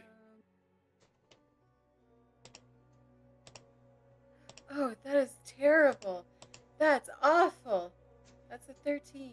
Well, Jinx, your DC was lower since you were closer to this happening.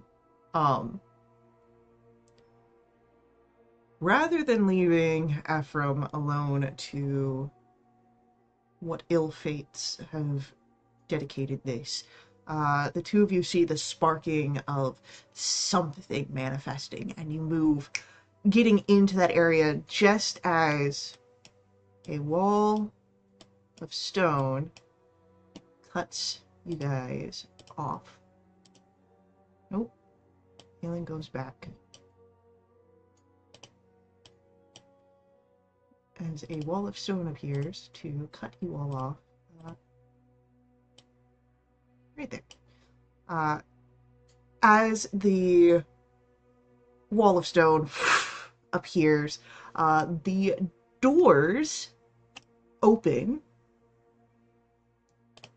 and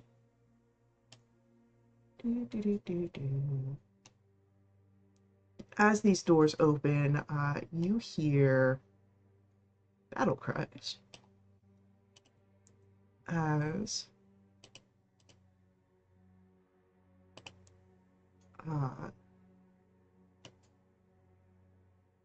warriors appear out of thin air, rushing toward you. We're gonna roll initiatives.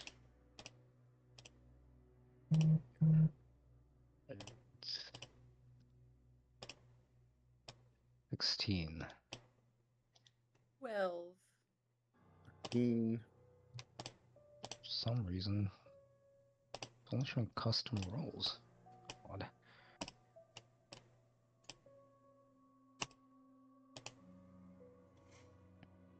Alrighty. So.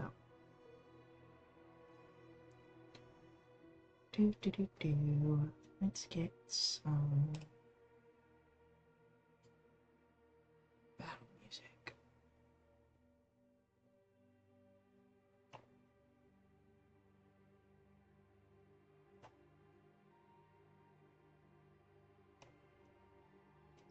Ignore that 1d4. That was just trying to see if it was dice were rolling properly or not. Yep.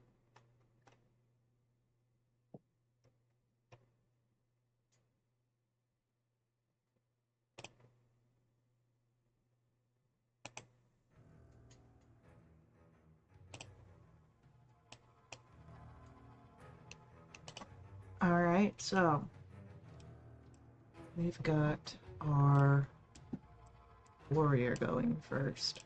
Or at least one of them. Oh, no, my map got altered where you can't see. Initiative tracker, we're gonna change that real quick.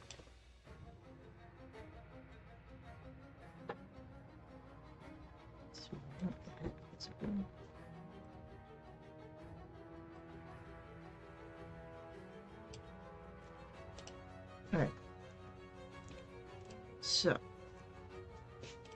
that will be Warrior A, who rushes forward. And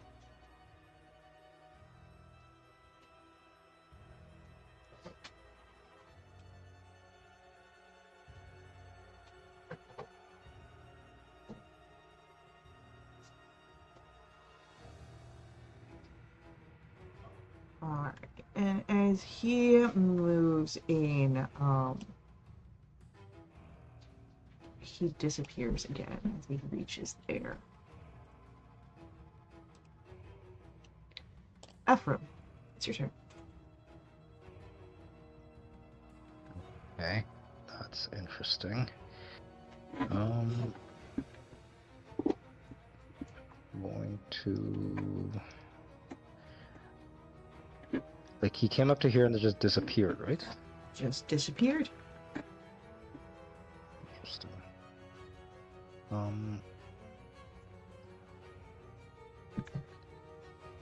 Wonder 3-foot line.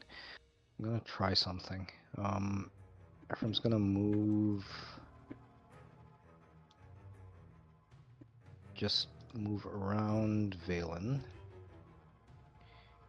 And then 30 feet. Yeah.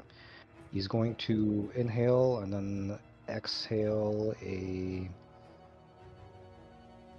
breath weapon. So 5-foot wide, 30-foot line. So 5-foot wide. Okay, this is wrong shape.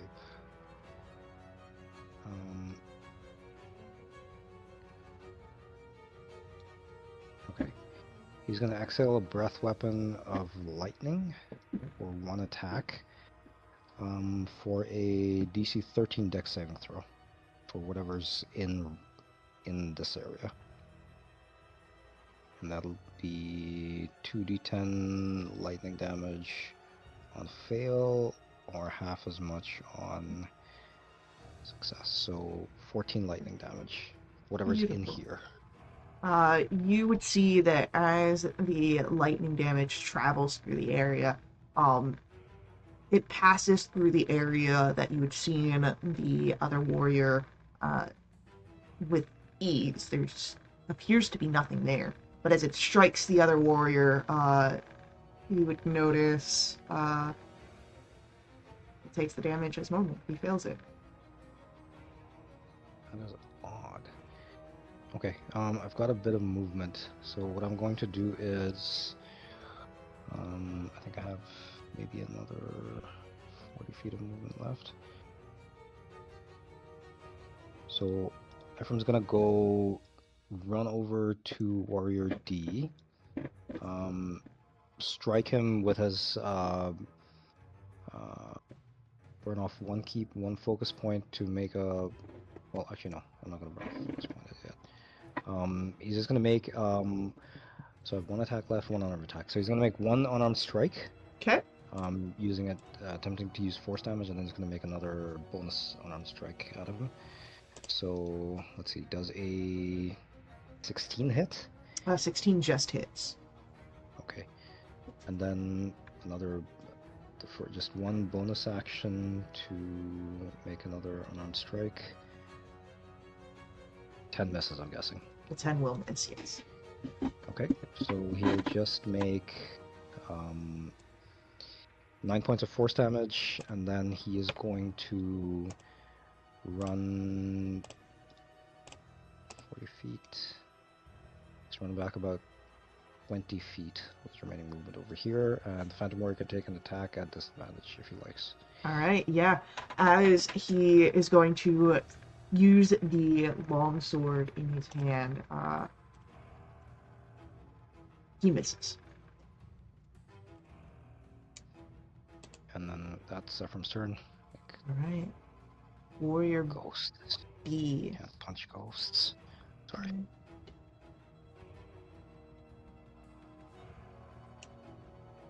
Rushes over here, and also disappears. As Valen, it is your turn. That's fun. Okay.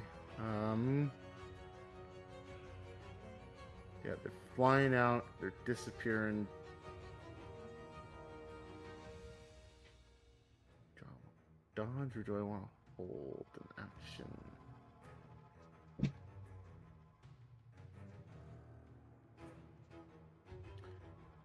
I'm gonna hold an action, and the next Phantom Warrior that I see before they disappear, I'm gonna launch a firebolt at them. Okay.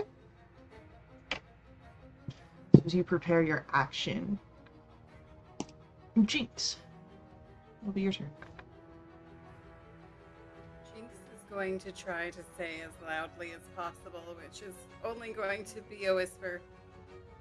I have nothing but respect for the great dragon Argynvost, but I will defend myself. And I'm just gonna ready some dagger throws with my very sharp dagger for if I see a ghost coming towards me. Okay.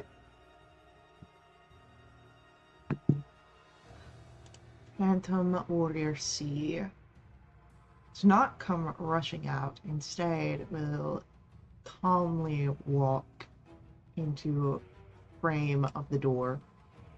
Which, if Valen, you want to use that as your trigger, you can. Okay. Oh yeah, it's within range. Yeah, I'll do it. 26. All right. That really sucked. All right. Or fire. With that,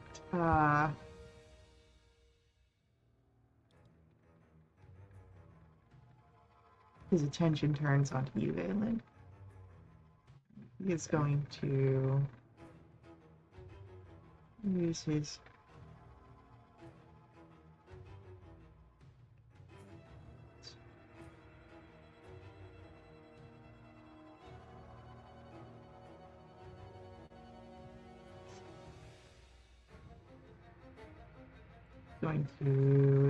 action to dash. That's the stuff.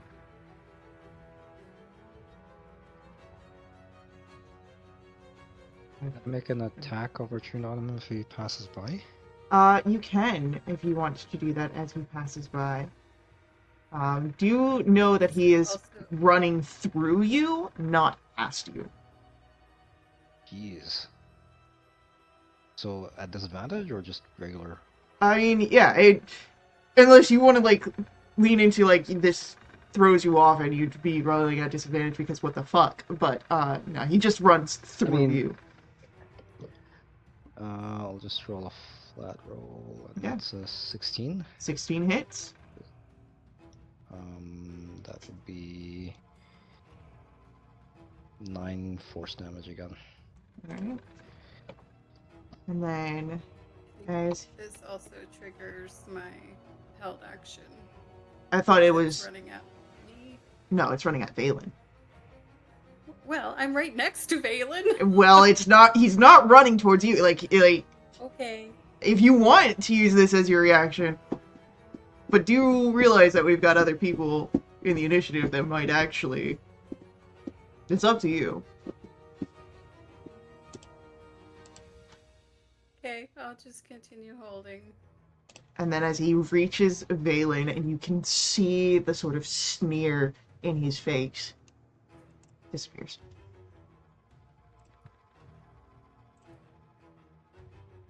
What are you doing? It's up to Ephraim, and who swings? There. Okay. 15 on the first one, Would miss. and the 18. second one misses as well.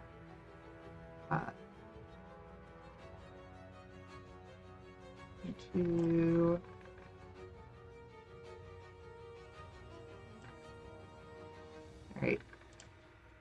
is unable to do that this turn. Or Warrior E.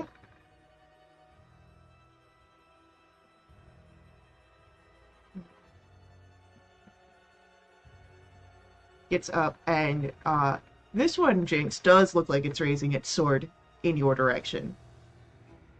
Okay, well, I warned it I would defend myself, so I'm dagger. Go for it.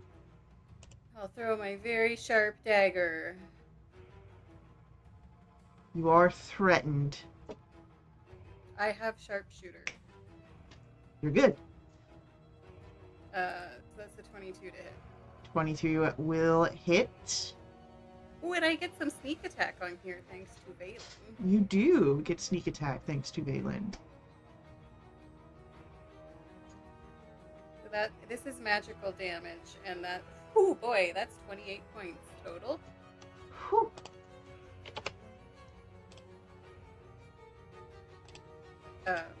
And if I think because it's part of the attack action, I can also do my sneak attack. Let me just double check on that.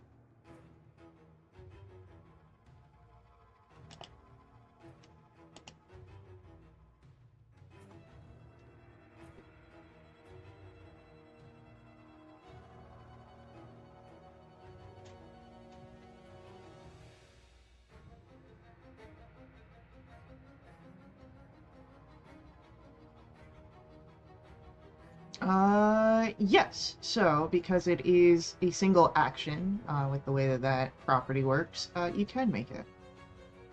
Cool. This is just a regular dagger. Yep. But I don't think a 12 will hit anyway. 12 does not hit. Okay, don't even worry about it. All right.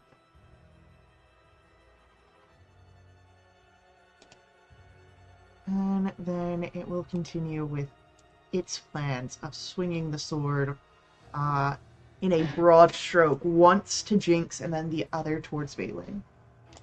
Okay. That's going to miss Jinx. But that's a natural 20 to hit Valen. No, it's not. That's a silvery barbs. You've already used your reaction. Oh, god dang it. I hate these things. Alright. And that is going to be 11 points of force damage. Okay.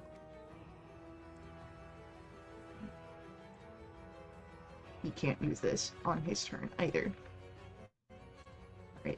Alright. Warrior F.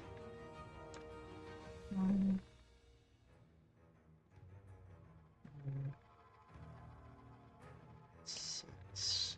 Blinks out of existence.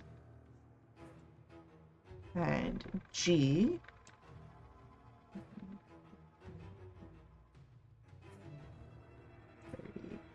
Much the same. And then A.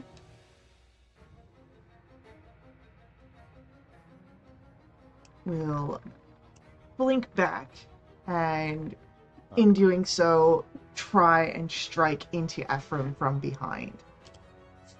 Ouch.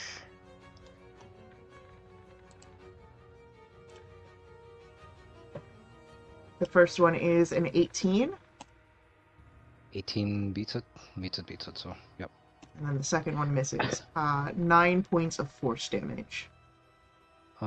If I took an attack opportunity earlier, can I still take a reaction? Attack of opportunity is your reaction. Yeah, okay. Right, I'll take damage. What was it again? Sorry. 9 points of force. 9 points of force. And okay. And the second attack missed. And does he want to do that?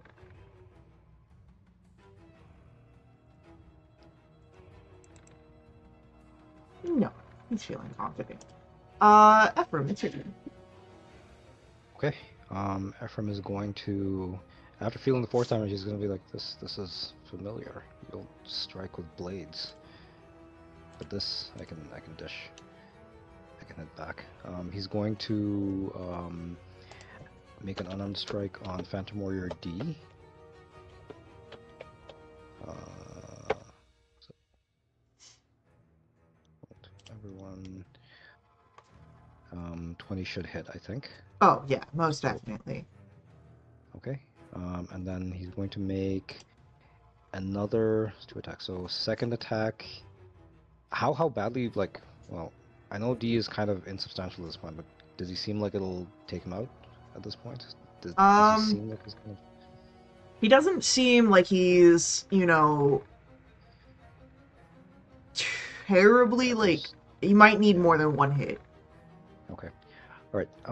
So okay, I will take another hit at. What am I doing? Roll to everyone. So one more hit at Warrior D, and that Okay. is in that one, Oh, which misses. Ah, jeez. All right. I'm gonna burn off a focus point to do flurry of blows. One more attack on Warrior D.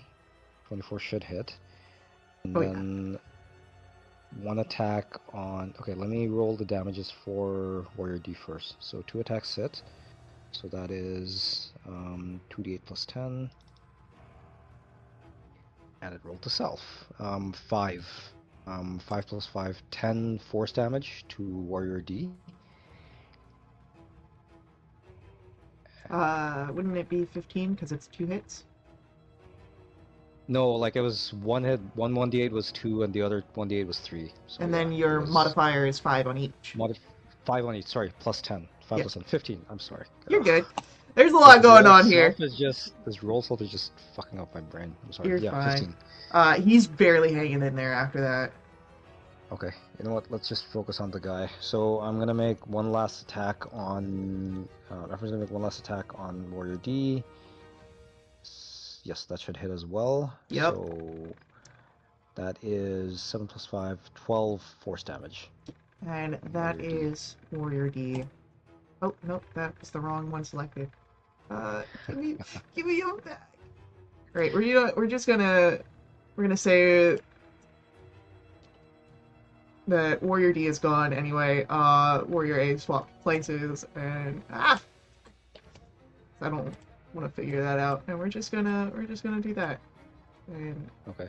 yeah, that's actually Warrior A, guys. I wonder if I should do one more thing. I've used up my bonus action. I've got movement left.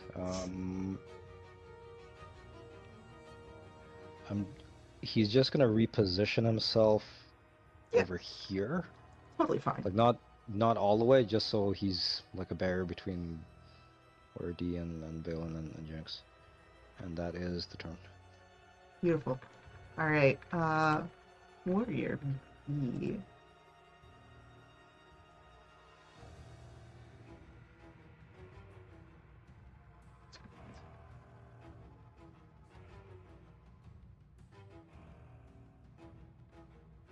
Get over here. Pop back into existence, and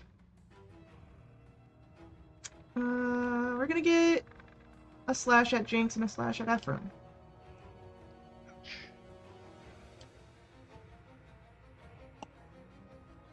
Jinx, that's gonna miss you.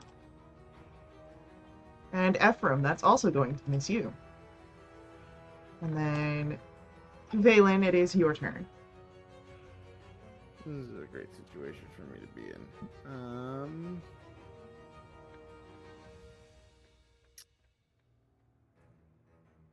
You're fine. So B is still visible, right? Yes. Okay. B, D, E, all visible. Normally I would try a dagger attack on E, but the last time I even thought about pulling out my daggers, I rolled double nat ones, so dagger staying put.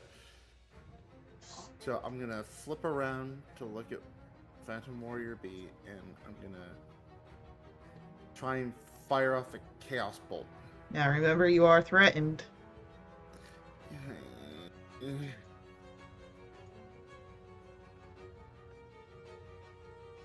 I'll do it at disadvantage.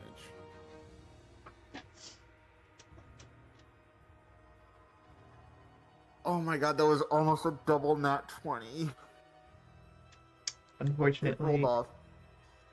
an 11 does not hit. Mm-hmm. Anything else? No. Jinx, it is going to be your turn. All right. Well, I've got nowhere to go, so I'm going to use my bonus action to steady aim, and I'm going to make a dagger attack with my very sharp dagger on E. Go for it. So that will be at advantage, and I am rolling that to everyone.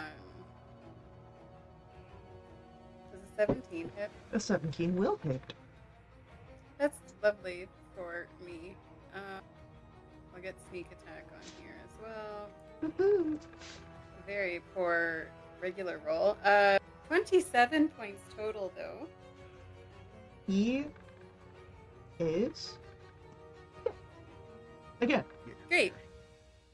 Love that for E and me and everyone else that is living in this situation. And I will also I'll do my Nick attack on B because I can't move, so it's the only one I'm in melee with. And that's a 26 to hit. Yes. This is just a regular dagger, and I do a single point of damage. He seems unbothered.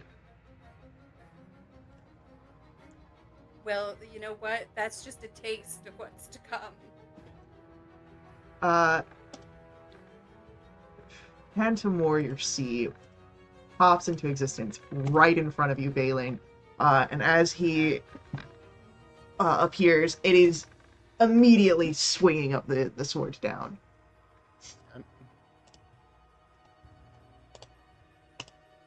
That is a 17 to hit Yep. for 5 force damage. Okay. And then a 21 Yep. for 8 force damage. Ooh, okay. Then Warrior D is going to strike at Ephraim twice.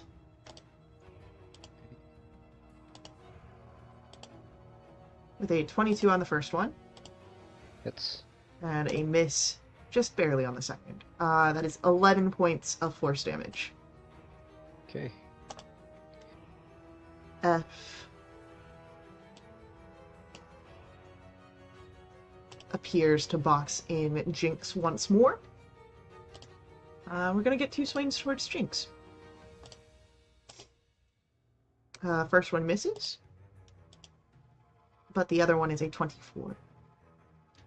May I dodge this in an uncanny fashion? You may dodge in an uncanny fashion, as 8 points of force damage is coming your way. So that'll be 4. Yep.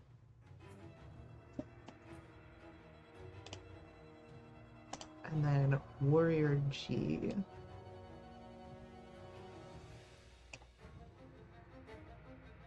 He's going to try and stab Valen in the back.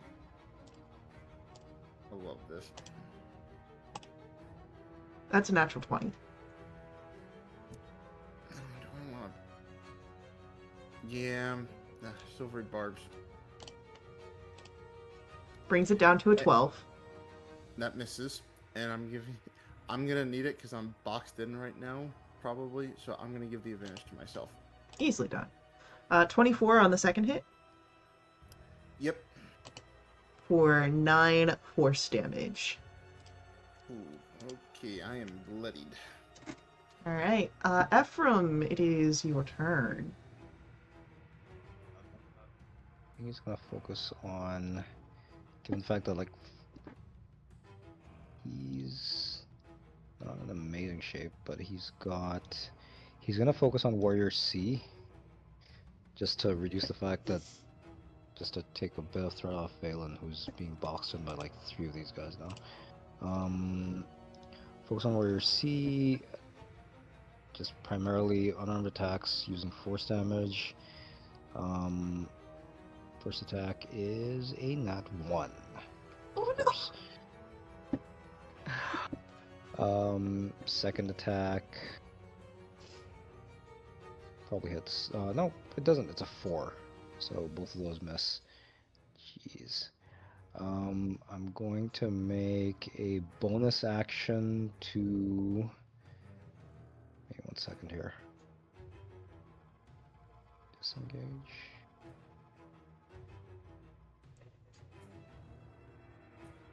Okay, I am going to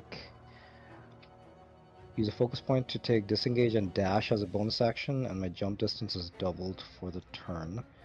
Because I want to get on the other side of F and G at this point. I should be able to jump right to opposite to where G is, right? Guess where I am. Because if I have dodge and disengage as a bonus, using a focus point, I won't provoke any opportunity attacks for the rest of my turn. Yeah. And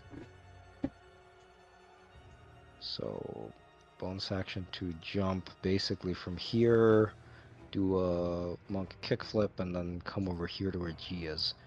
And that'll be my action, bonus action, movement, essentially all done. I'll stay here, hopefully try and get F and G before they can do more damage to Valen. Alright.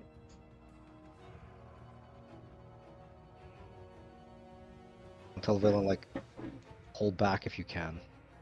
Like, we can funnel them here. Alright, so it is going to be B's turn. And B is going to take some swings at Jinx.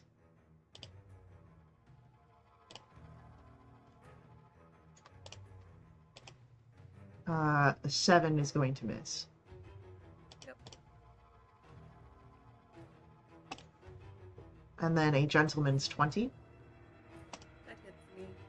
for 5 points of force damage. And he blinks out of existence. As Valen, it is your turn. So, let me read.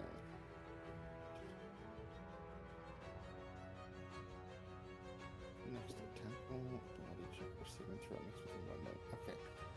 So with the silvery barbs, as long as I make that roll within a minute, I will have advantage on it, right?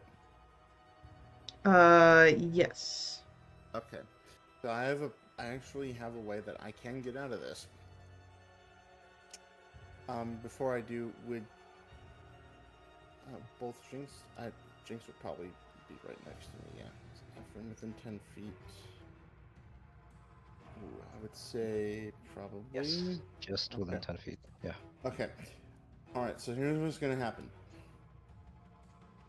I am going to cast Thunderstep. And when I do so, I'm going to spend a sorcery point to cast Careful Spell. So, and choose Jinx and Ephraim so they automatically succeed on the throw and take no damage. But the 3 Phantom Warriors around me are going to make a con save as I Thunderstep over to there. Okay. And that will be at base level, so it will be 3rd. You said con save? It is a con save, yep. Alright, C gets a 19. Succeeds. F gets a 7. Fails. And then G gets a 17. Beats it. Okay. So one of them fails. So on a failed save, that's 20 points of thunder damage. That's half on a success.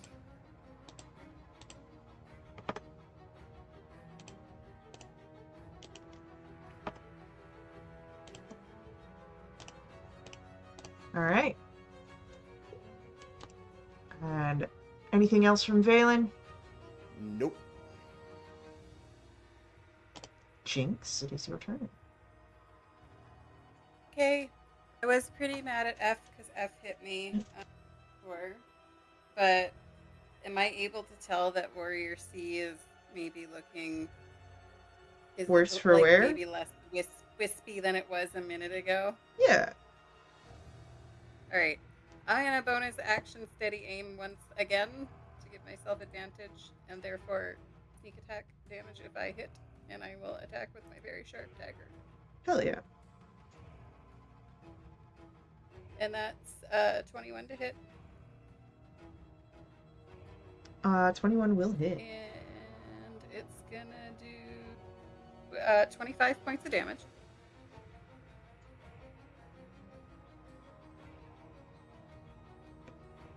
Is he Alrighty. still kicking? 25 for very sharp dagger means no. Great. Then I will do my nick attack on F because I'm mad at F. But that misses with a 10.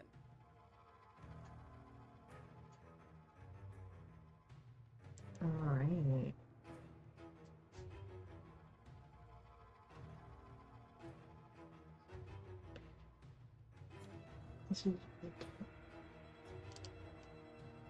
It is then Phantom Warrior D.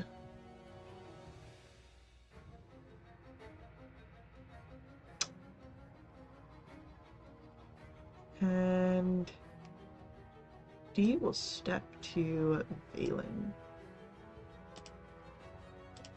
2 swings. Okay. First one misses. Second one is a 16 to hit Meets it, beats it. for 8 points of force damage. And a little more worse. Warrior F, next to Jinx, will take some swings. A 7 misses. As does a 12. And Warrior G near Ephraim will take 2 swings at Ephraim. Gentleman's 20 on the first one. I would hit. And the second one misses, so that's 8 points of force damage incoming. Okay.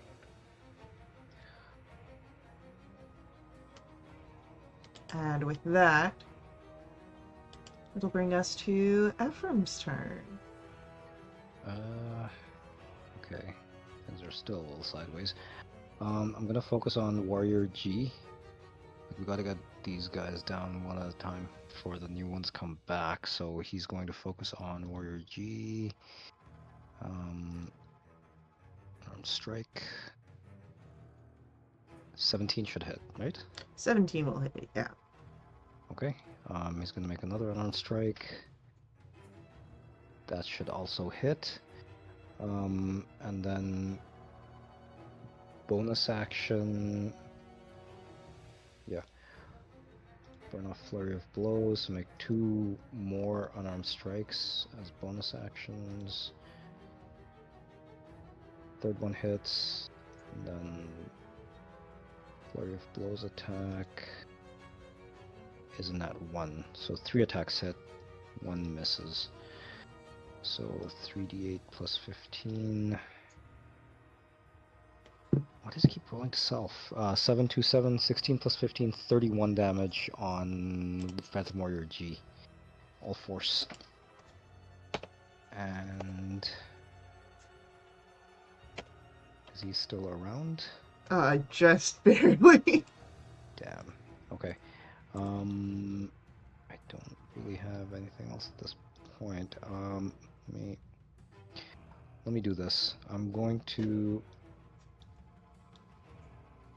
No, I can't really sidestep around him. Nope. I'm gonna stay where I am. Actually, I'm gonna stay where he is. That is the turn. All right. With that,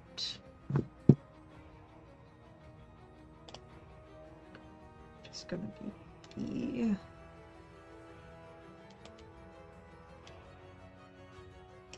reappears on the other side of Ephraim and takes 2 swings.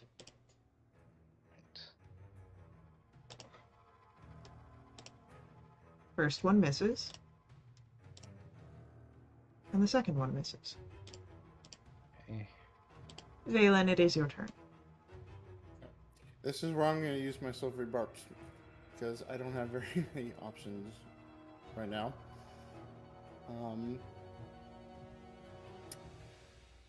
So I'm going to do a firebolt to Warrior D, and hopefully have the advantage cancel out the disadvantage, so it's just a straight roll.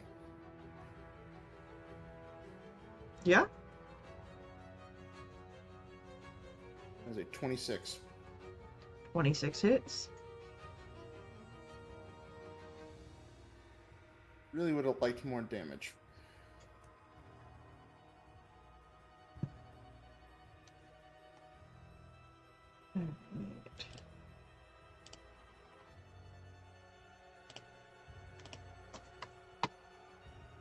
Anything else from Valen? I don't believe so. I think that's it. Jinx, we come to your turn. All right. Bonus action, steady aim, very sharp dagger on F.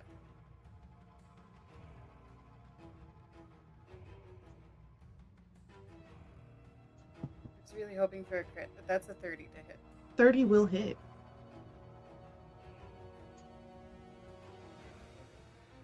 Uh, 25 points of damage of the magical variety. Dead. And then, oh, perfect. I can't move, but I can throw daggers. So with my nick attack, I'm going to throw one at the bloodied one, which I think is that C? G. G, I think. G. Okay. The bloodied one. Yeah, That's a 19 to hit. that will hit. And it does 2 points of regular piercing damage. He seems unbothered. It's just a taste of what's to come. It is Phantom Warrior D over near Valen and 2 swings. 24. Yep. That is 11 points of force damage. Okay. And another 24 Yep. for 9. And Valen's unconscious. Warrior G.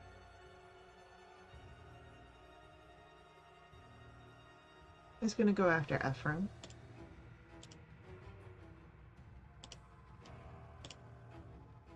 The first attack will hit with a 19 Yes. for 8 force damage. The Okay. second one misses, bringing us to Ephraim's turn. Oh, wait. Oh? Sorry, I completely forgot I had this feature. I have Strength of the Grave. Yeah? It says, when damage that isn't from radiant or critical hit reduces you to 0 HP, you can make a charisma saving throw, DC 5 plus the damage taken. On a success, you instead drop to 1 hit point. Alright. That would be So a what- DC 14. Okay, that's a charisma. Come on. Oh, Right. nice. So Valen's not prone, nor is he unconscious. He's just a little woozy with 1 HP. Yep. We love that Very for nice. Valen. Very nice. Completely forgot I had that. Sorry. It's alright, we've got a lot going on. Ephraim, it's your turn. Ephraim is going to very politely ask Warrior G to cease to exist. Please die. Yes. We learned that works. It does. Asking politely works. 27.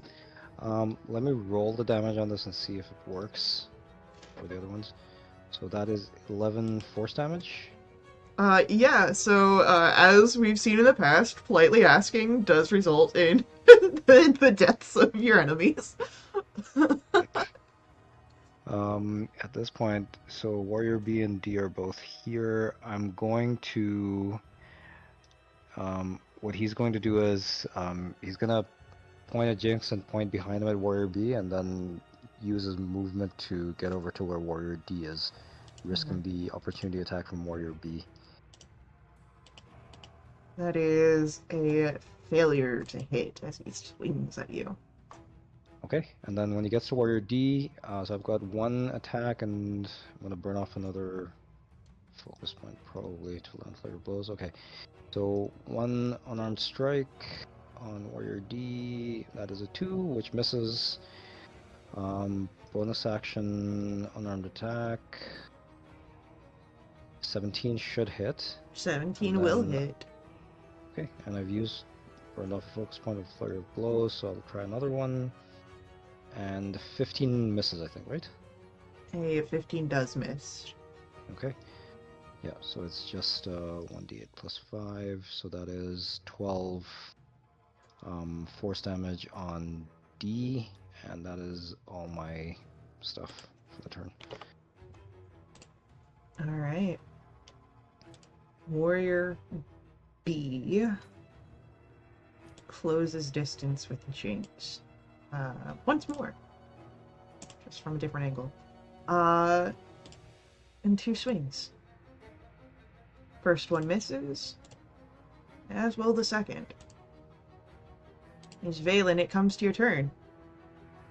I'm not gonna risk the disadvantage with my throws, and knowing Ephraim is right behind this guy, I'm gonna take the dodge action. Alright. Jinx, it's your turn. Okay, let's dance. Dance and Warrior B. Bonus action. Steady aim. Very sharp dagger.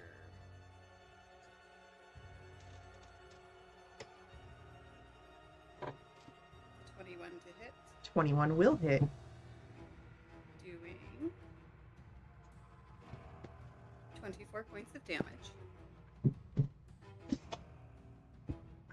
Alright. And then Nick attack is a 19 to hit. 19 hits. And it does a single point of damage. He seems unbothered. It's just the days. What's to come? Oh my goodness. Alright, Warrior D is going to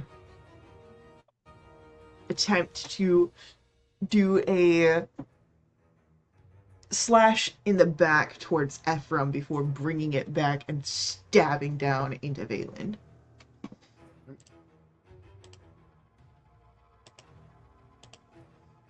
The 14 misses Ephraim, and a 10 will miss Valen.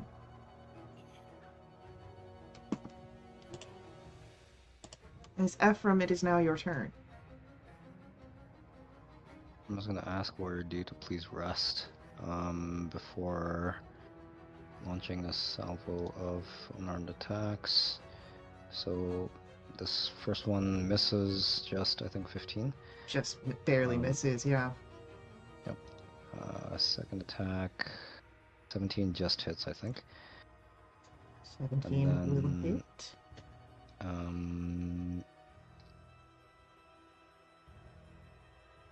Burn off a focus point again, actually. Make 2 unarmed attacks. So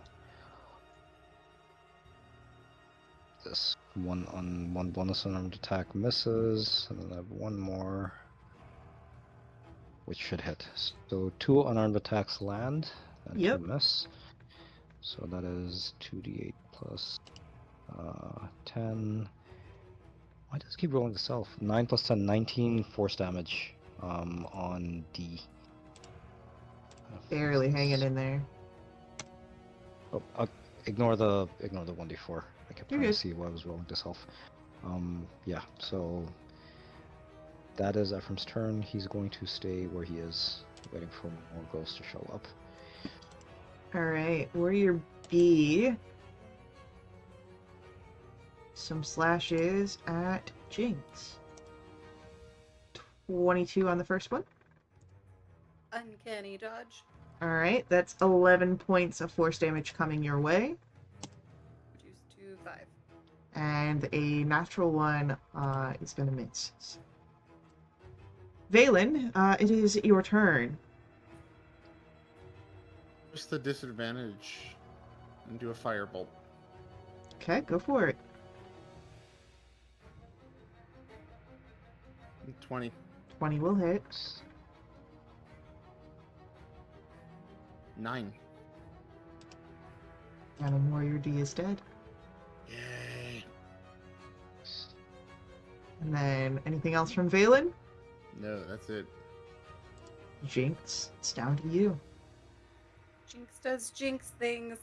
Bonus action, steady aim, very sharp dagger.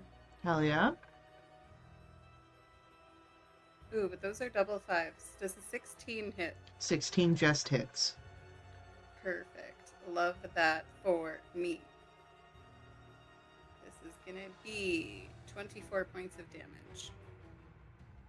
And with that, the last Phantom Warrior falls. So, you are no longer bound to initiative.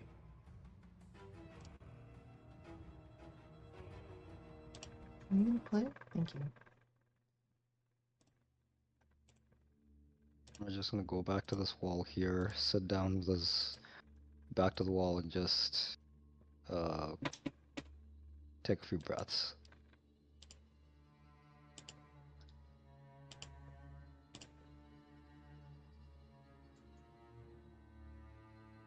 Stays. I think we're stuck here.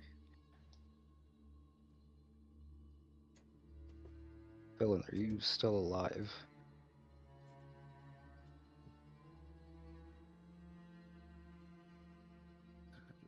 Kind of wheezily. With 1 hit point, you will. I'm standing on one tie. I've seen corpses that look better. Oh.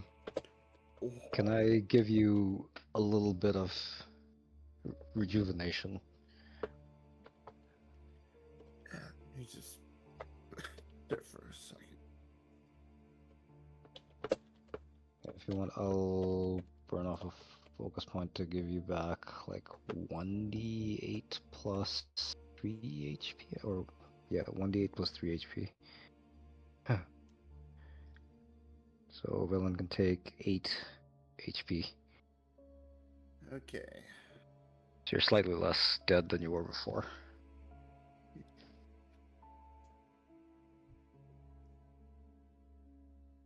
Everyone's going to look at his wounds and be like, I know if I get stronger, I can deflect blows from ghosts. Just have to get a little bit stronger.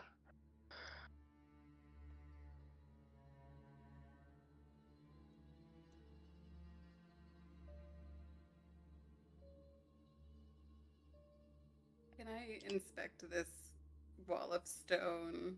Does it look like I can make it go away, or does it seem like maybe it's temporary? I don't know how I would tell that. I'd say, give me an Arcana check.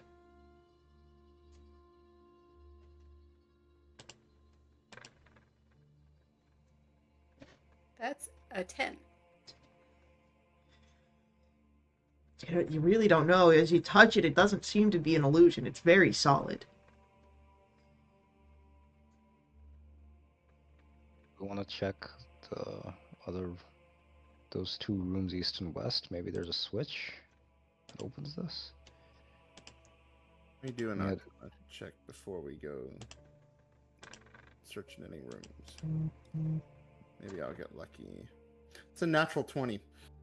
Valen, as you look at this, and you recall, of course, the phenomena that sort of inspired your situation, it does seem to be of a magical nature. A modified wall of stone. the stone itself is solid and exists, but perhaps due to the fact that this is a mansion, it may be a defense that goes away with time. Okay.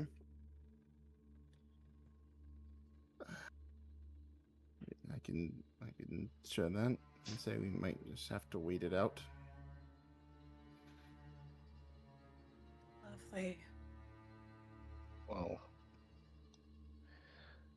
that's comforting. At least nothing's coming through these doors.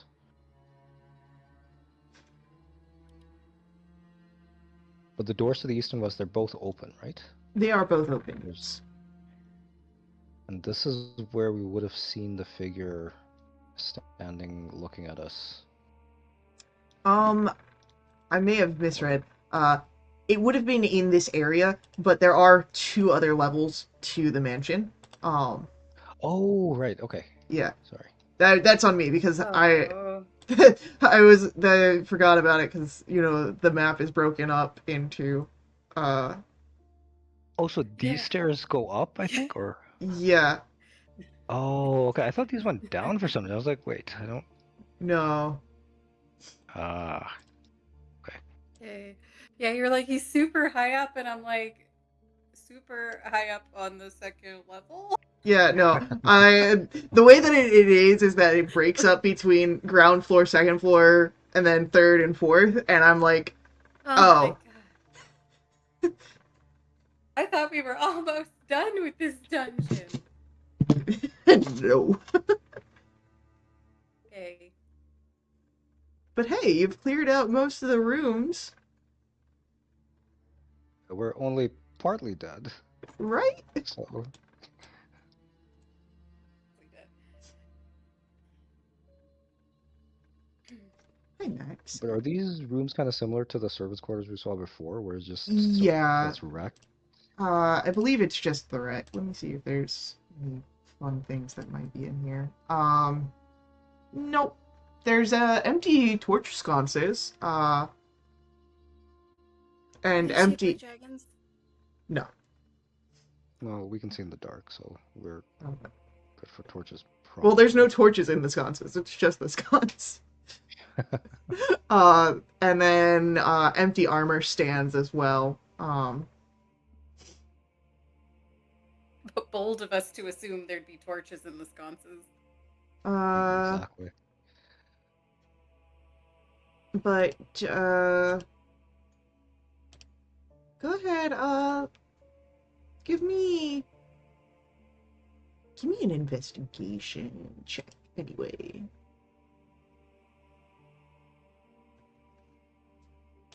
Jinx handled this, I think, or Valen. Oh. I'm not super good at investigating. Anyone can do it. I am decent, and I can't roll below a 10. That's an 18. It's in this one, that room. Much the same as the other, but it does seem to have, slightly different furniture. The broken bunk beds, drapes, more empty torch sconces. But you would notice that amidst the wreckage, there seems to be a mostly undamaged coffer, small wooden coffer. I open it. You see what looks to be 4 empty bottles. Oh. It's just empty bottles.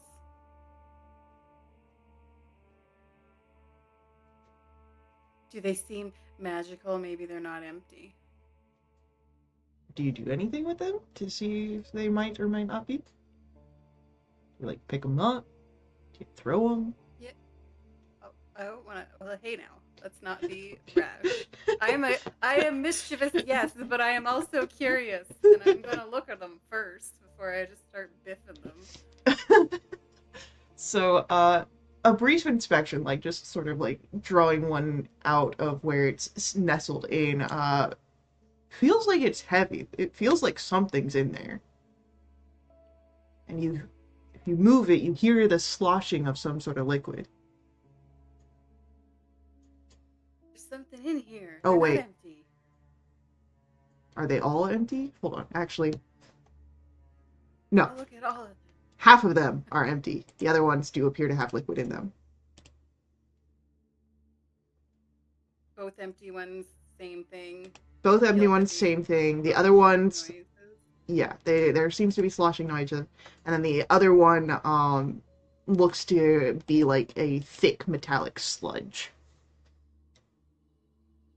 Are they? Are there? Is there two the same? Yeah.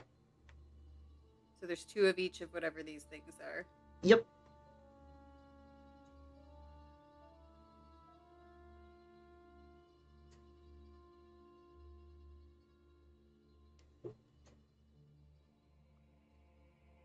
So I think I found some potions. I don't know what they are though.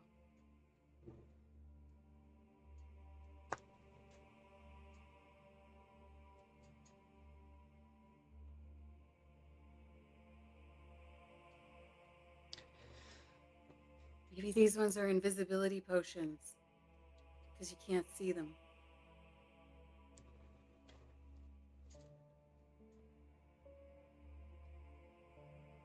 Can't see them. How are we gonna store them? Or carry them? Well, you can see the bottle. They just look empty.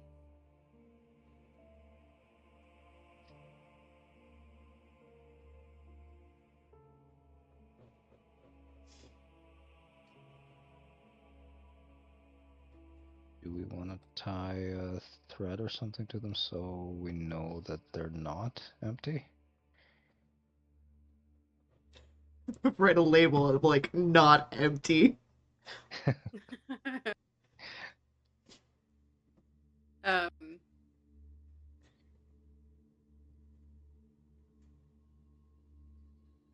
Jinx briefly takes his, or like, do they have like a cork in the top? Yeah, we'll say so.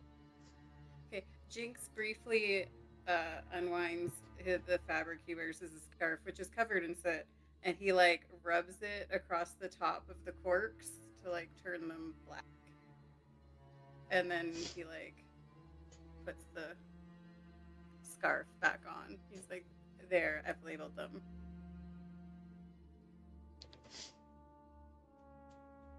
All right. In about 10 minutes since your first step into the hallway, that stone wall dissolves. Giving you, of course, plenty of time to catch your breath, to investigate, and to sort of find those potions. Yeah. Here, let me erase that for you. I'll just put the potions in my inventory Yeah, for totally. now till we figure out what they are, and then we can divvy them up. Yeah.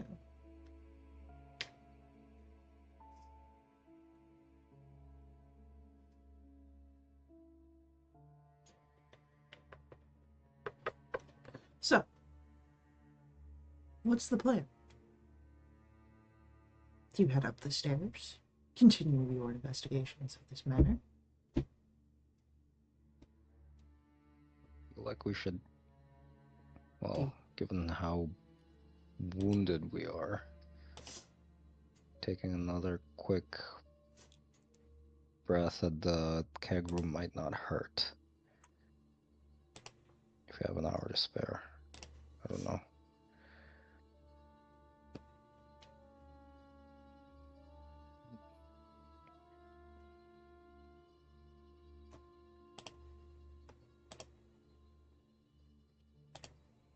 I mean, there is also that unexplored room.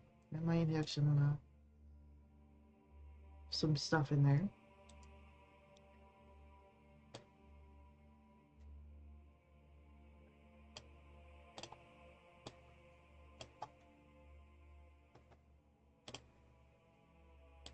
You found potions in one room, why can't you find potions in another, right?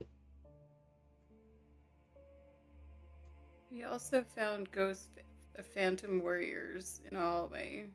This is like, hey, if you win once, keep playing. You might win again. House always Vast wins. knows all about that. Yeah, I wonder what that's about.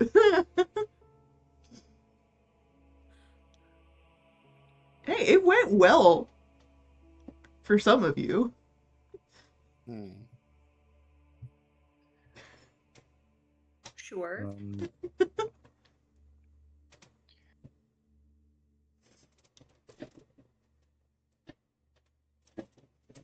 Ephraim's gonna take the chance that there might not be ghosts in the next room, but just he's gonna stealth along, like be as quiet and sneaky as possible as he goes to the door here and just listens with his ears. Sure, give me a stealth roll. Should we all be doing that? If everyone else is wanting to be stealthy, yes. A My 13. default mode is stealthy. Yeah, you're probably more Stealthy sneakier than I am. always. Okay, why is That's it a still 31. did it not roll? Try again.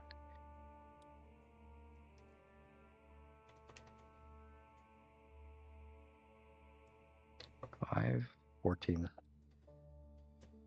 As you all move, doing your best to stay quiet, you get to the door and you hear nothing at the door.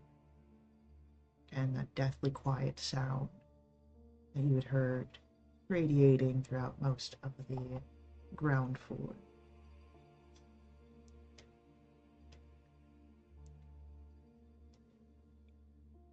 Ephraim's going to carefully open it with a spear, assuming it's not locked.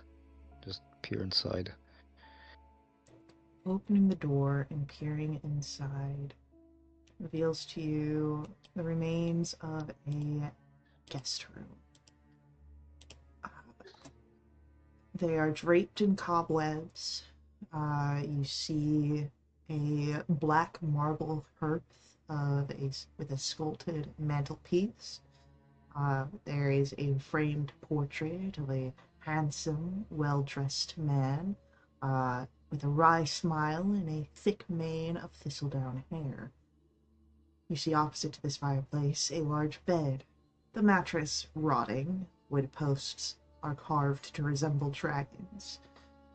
You see a tall wardrobe across from the entrance, its doors hanging open with a dark and empty cavity.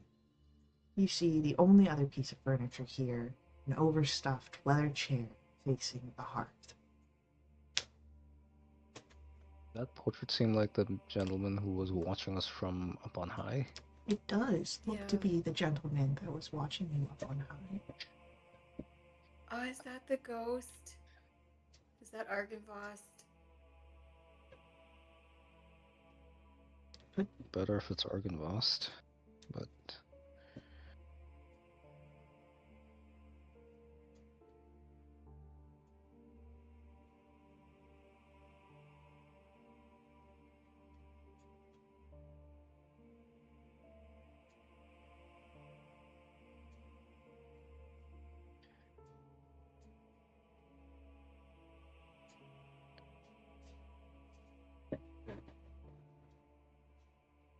Can I double check to see if there's anything in this wardrobe? Getting close to it, there's nothing here. It was perhaps used to keep guests' fashions when they rested here. Now it is long empty.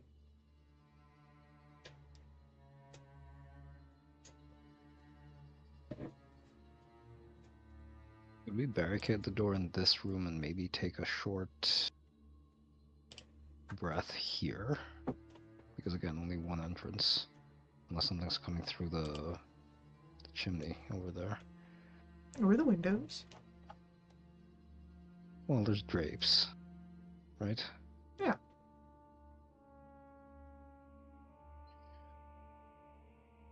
There does look really comfy. The mattress is rotting, but I'm happy to lie down on the floor.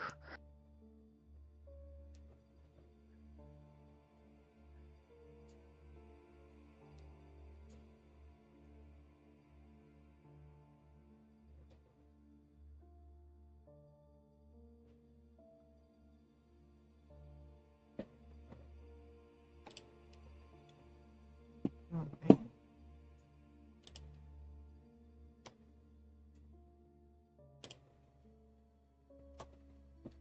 So, as you can barricade the door here, have visuals on the unlikely entrances of the chimney that connects to the hearth. I think this is where we're going to take the end of our session and pick up with in our next one.